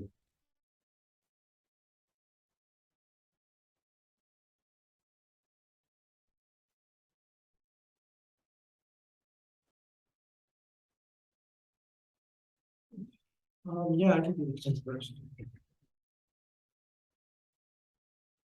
Actually, yeah, the week prior is, Maybe we can go 1 week ahead. yes. The, can I Week of offer the the 20th? Yeah, yeah, that works for me too. 21st, I am off that day. But already for everything, but I would have time to fit this in between my other obligations. I think we'd be able to have financials done. That'd be the 21st. Or, well, we sent out packets the Friday before. Would you have one financial done by next Friday? That's the reason to hold it up. Yeah, Good possibility. Okay. Tuesday, I was just Tuesday the 20th. If Jack can change his day off or that would work. Does that work for you, Jack? It can't, I just tell her that's what it has to be. She has to flip people around and make it work. The 21st, I already was, that is they already had scheduled off, because I had a morning commitment and an evening commitment. So the Are you free on the afternoon was 21st? Perfect. Yeah, I'm free on the 20th. Let's just go with the 21st then. Okay. It works for everybody, but don't do it just. for Well, me. we're gonna make it work. So Wednesday, 9:20.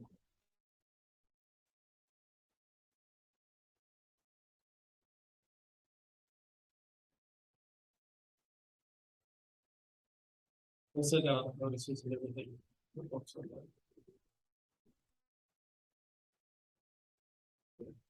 nice thing is we record the meeting, so it's not like we're hiding anything. Yeah, Any- yeah, anybody do we need to watching. make a motion on that? No. Should we? I don't know if we, that's making business. I know, Yeah.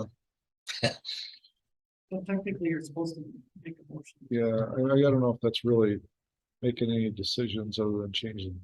Changing a meeting, Meeting it's probably, I'd be okay with that. okay, I mean, I'd like to make a motion. 'Cause it's on my behalf. I apologize for not noticing that scheduling conflict, but I'm glad I noticed it. I have to, I need to be here. Dave, so just- So to the, was it the 21st, correct. Wednesday, Yeah. the 21st? Change the September meeting, regular meeting? Second. Okay. Motion made first and second. All those in favor say aye. Pass.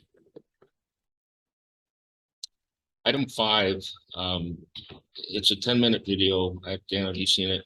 No. Okay. So, Keep the other, you're playing. Yeah. Perfect. So. When I say pause, because there's certain points, and then we can just either make a comment or, Okay, I don't want to stretch this out to a half hour, but. All right. I was intrigued with this, and if you guys had a chance to look Oh, at, did you send it? Maybe I did watch this. I included it as. He sent I it did to, send an Okay. updated, but there were several Okay, things yeah. that were really good, but I wanted to at least look at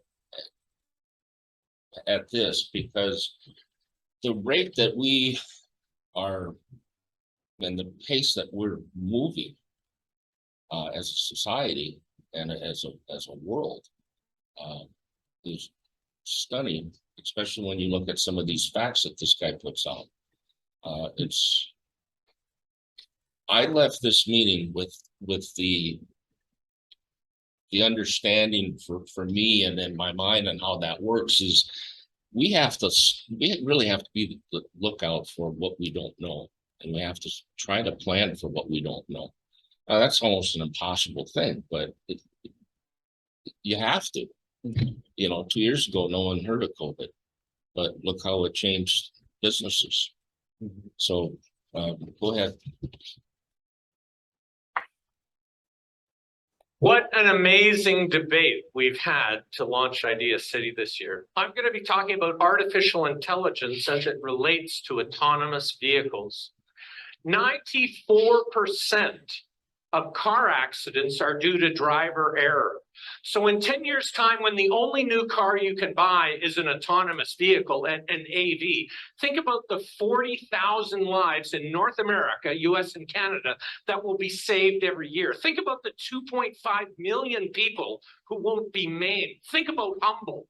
Think about the tragedies that families are spared. That's the great news.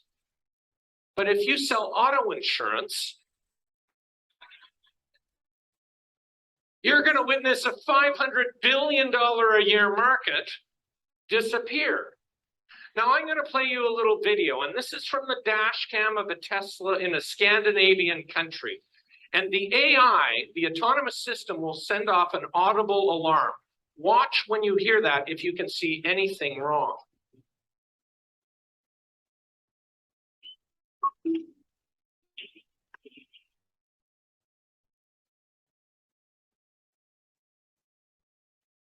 That just told me in 15 seconds what the value of an autonomous system is. What is your family worth to you? Now think about the implications of this. Who's going to go buy a used car that doesn't have an autonomous system for your kid in 10 years' time? What happens to the value of used car lots that sell cars that don't have autonomous features? I was working with a series of executives at a group called Tech, and we have many Tech members here today. It's a peer group of executives that meet monthly, great organization. And one Tech executive said to me, Jim, I have 16 car dealerships, and I just want to tell you that AVs and EVs, electric vehicles, are less than 1% of the market, so they'll have no impact on my business. So I put these next slides in the deck after the break, just because I'm a kind of nice guy. So here we have large luxury car sales in the US in 2014, and Mercedes is king of the castle. But already the Tesla Model S is number 2. Fast forward to 2015. Oops. Mercedes has fallen back. Tesla has accelerated. So 2016, Tesla races ahead. Further collapse for Mercedes. In 2017, Tesla's off a little bit. That's because people are buying the Model X in the SUV category that isn't captured here. Now, I want to give you a little simple fact. 10 years ago, Lexus was 2% of Toyota's unit volume in North America and 50% of its profit. Can you hear the huge sucking sound as Tesla strips profitability out of the auto industry? Do you think you can comfortably say because it's less than a 1% trend, I can ignore it? And it's not just in North America. So here's North America. How bad does it have to be before you say uncle and recognize that change is happening? It's not just in North America. Really, this adds insult to injury. In Germany, the #1 large selling luxury car is Tesla, beating out Mercedes and BMW on its own home turf. That's gotta hurt. Ouch. It's not just Germany, it's all of Europe. You know, last year GM sold 10 million cars, and 2 days ago, it was valued at close of trading at $63 billion. Tesla, 2 days ago, was valued at 58 billion and it sold 100,000 cars. So doing the math on this, GM's being valued at $6,300 for every car it makes, and Tesla is being valued at 580,000 for every car it makes. That's a 2x4 to the head of GM executives to get serious about electric vehicles. And they now begin the 8-year development process to bring out sexy EVs from GM. Do you see a problem here? Our organizations are far too slow to change with the times.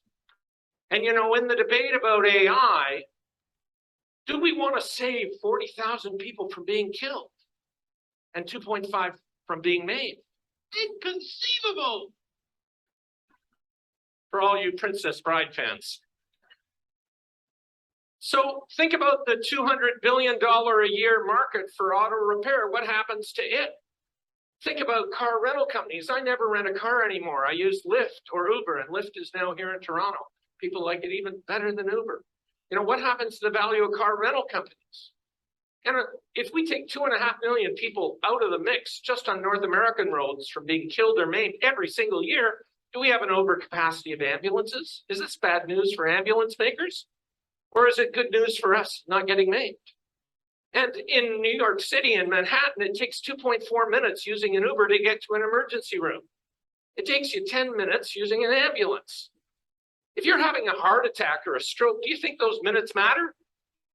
Are you going to debate the AI deployment of Uber and Uber cars, or are you going to get to the hospital? You know, and do we have an overcapacity of emergency room capacity? If we're taking 2.5 million people out of the mix, our hospital's going to have to change. And we heard about lawyers already. We love them so much. What happens to personal injury lawyers when there's no more whiplash? The poor lawyers. And people say to me, Jim, I love driving. I get it. If you're in a Maserati doing switchbacks on the Amalfi Coast, I get it. But if you're in stop and go traffic in Toronto, where's the joy of that? You're either burning out your knee or you're burning out the clutch in your Maserati, right? We waste $6 billion a time in traffic. Couldn't we do something better with that? So in 10 years' time, when you drive to work, you'll drive to work, but you'll be in the back seat. You'll be writing a report, Skyping with your grandchildren, reading, you know, sleeping. And when you arrive at work, you're going to say to your vehicle, go forth and earn your keep.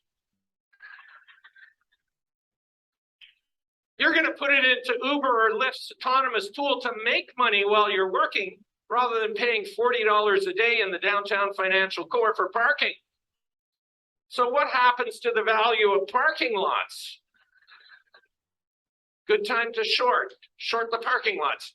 But McKinsey says that we have 61 billion square feet too much of parking in the US. You know, how are we going to redeploy that for cities? And if your company is primarily paving parking lots, what happens to you? So 4% utilization at 20% capacity. That's what we use our cars. It is just begging to be disrupted. And every car that's in Lyft, Uber, AutoShare, Zipcar, Car2Go eliminates 12 to 30 people buying a car. Reason for the range is Barcelona is very different ratio than Toronto. Innisfil is using Uber as its public transit. Which would you rather do? Go stay out when the polar vortex is drunk and visiting us, you know, in -20, waiting for a bus, hopefully, or have a vehicle pull right up to your front door, saving taxpayers money and providing better service. What happens to the $153 million of parking revenue for Toronto, or New York City's $2 billion in fines, right? What happens to the gas tax if we're all EVs? It's $15 billion. What happens if nobody's buying new cars? What happens to the government revenue? Now, you're thinking, you're going on and on, Jim. Yada, yada, yada, I don't believe it. Here's New York City in 1900, and if you look closely, you cannot see a single car, not one car. 10 years later, You cannot see a single horse. So before you get too worried, think about this. 150 years ago, 80% of jobs were in agriculture. Today, it's less than 2%. We survived farm automation. So if you want, this article is all up in the bookstore. And do I look A, sinister? B, very sinister, or C, demonic? I don't know. So I'm looking forward to this debate.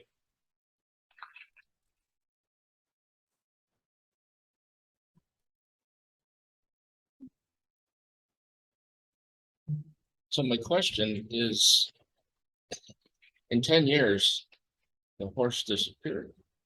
I mean, all the cars in 10 years. And just this industry of EV, look how it's affecting all of the industry, all the different people that are.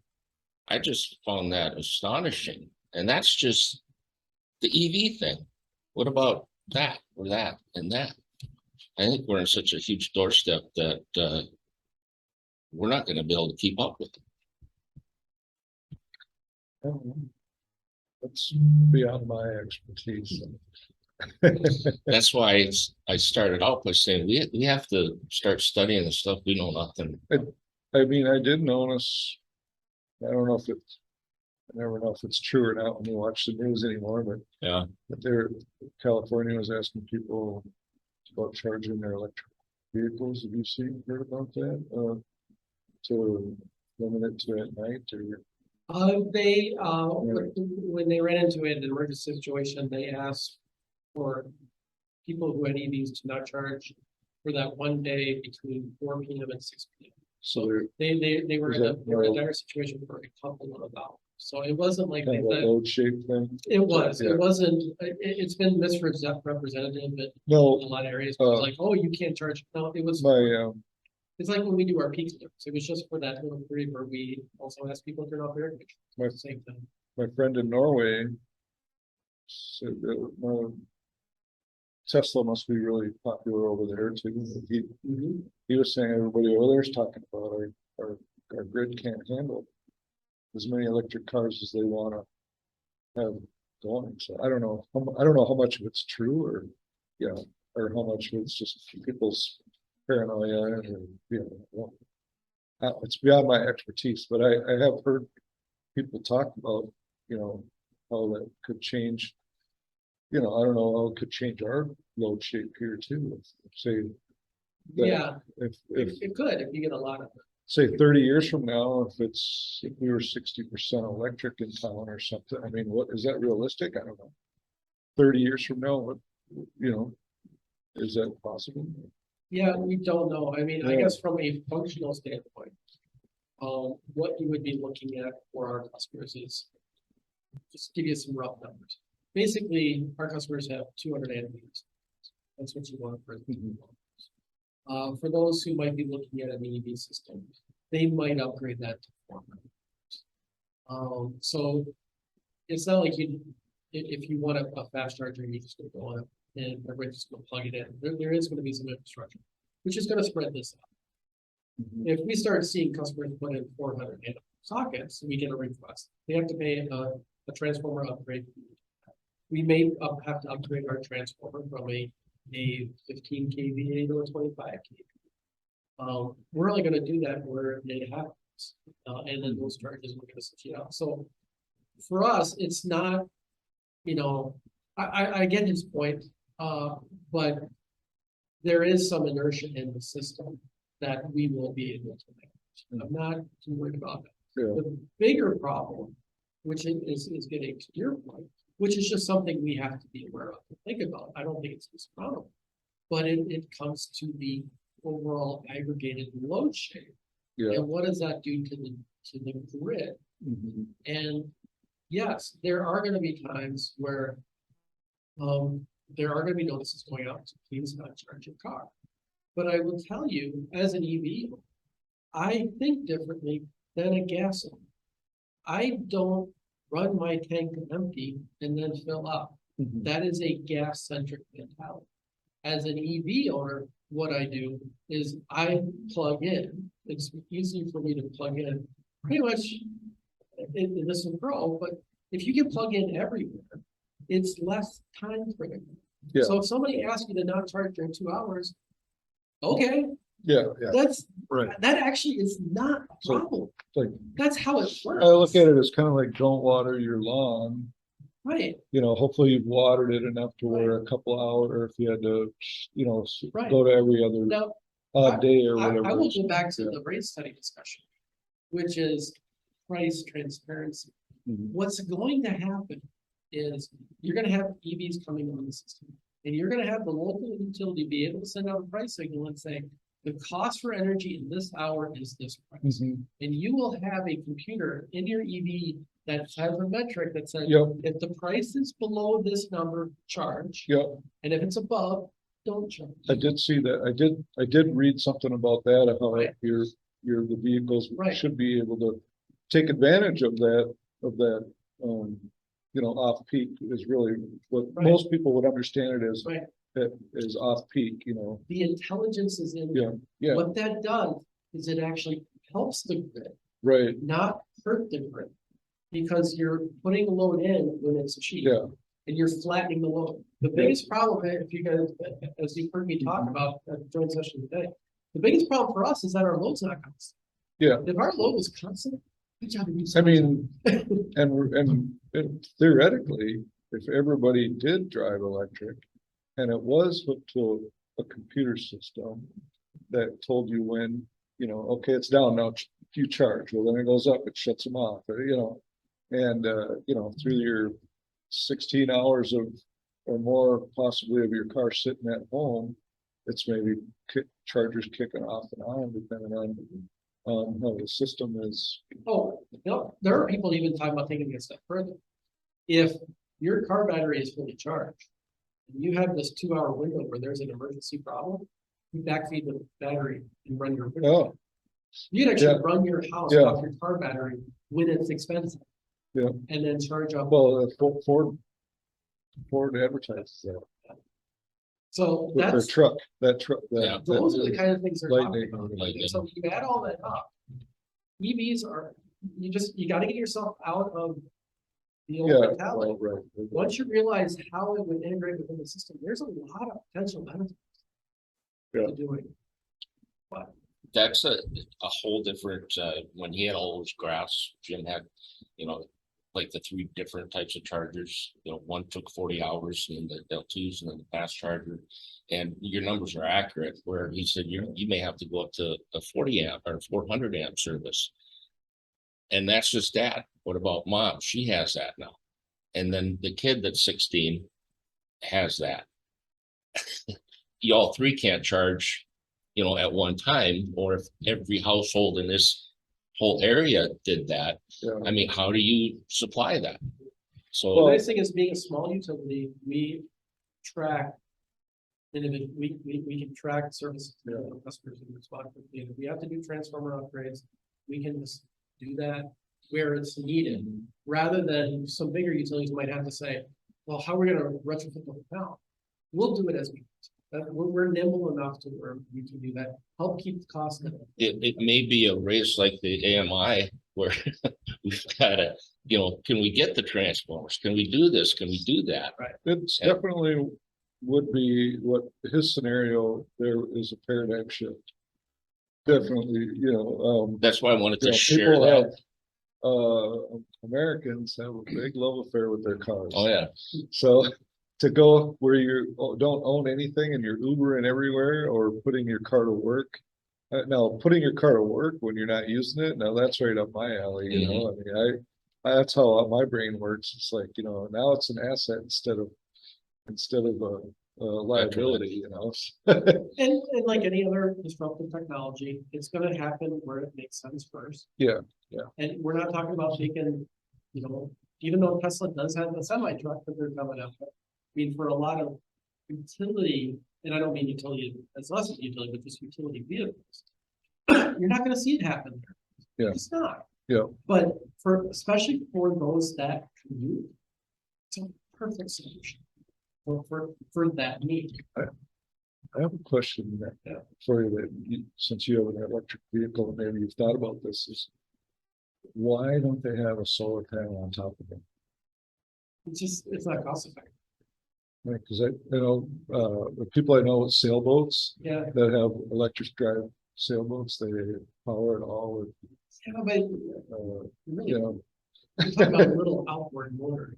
Or a patrolling motor sometimes. yeah, well, yeah, it's powers enough batteries to run the I had my boat. leave, there was a little solar. Couple of things, that only powered like my radio. Mhm. It doesn't, there's not enough power density there It's not, for the drivetrain. well, I suppose most people stick their car in the garage and Yeah, and then, yeah, it's all a DC circuit, but then. there's the high power electric portion, like, because with an electric vehicle, you can't just jump a car like you normally do. Mhm. Get running as well, so the high voltage component of electric is gonna be a little careful of it, how that integrates with like low voltage DC. Solar PV system, I think it's complicated. When you have seen solar stuff on a car, it's been more for the peripherals than. Mhm. And the economics of it. Right. At least that's what I. I just found that very Yeah, interesting. Just all of one little thing affects Where you this. at? Betty, then? Or- Yeah. Yeah, and there's others. So what Keith said, I highly recommend going into each. So you've seen this one, but there's several others. And you watch the whole meeting if you want. yeah. Um, Well, I did watch it. Yeah, once it played, I'm like, oh yeah, I watched this thing. But yeah, it's very interesting. any other questions? Thank you, Keith. If not, I would ask for a motion to adjourn. So, Second, All those in favor say aye. Aye. Passed. Motion is passed and we're closed. Thank you, yeah. everyone. Yeah.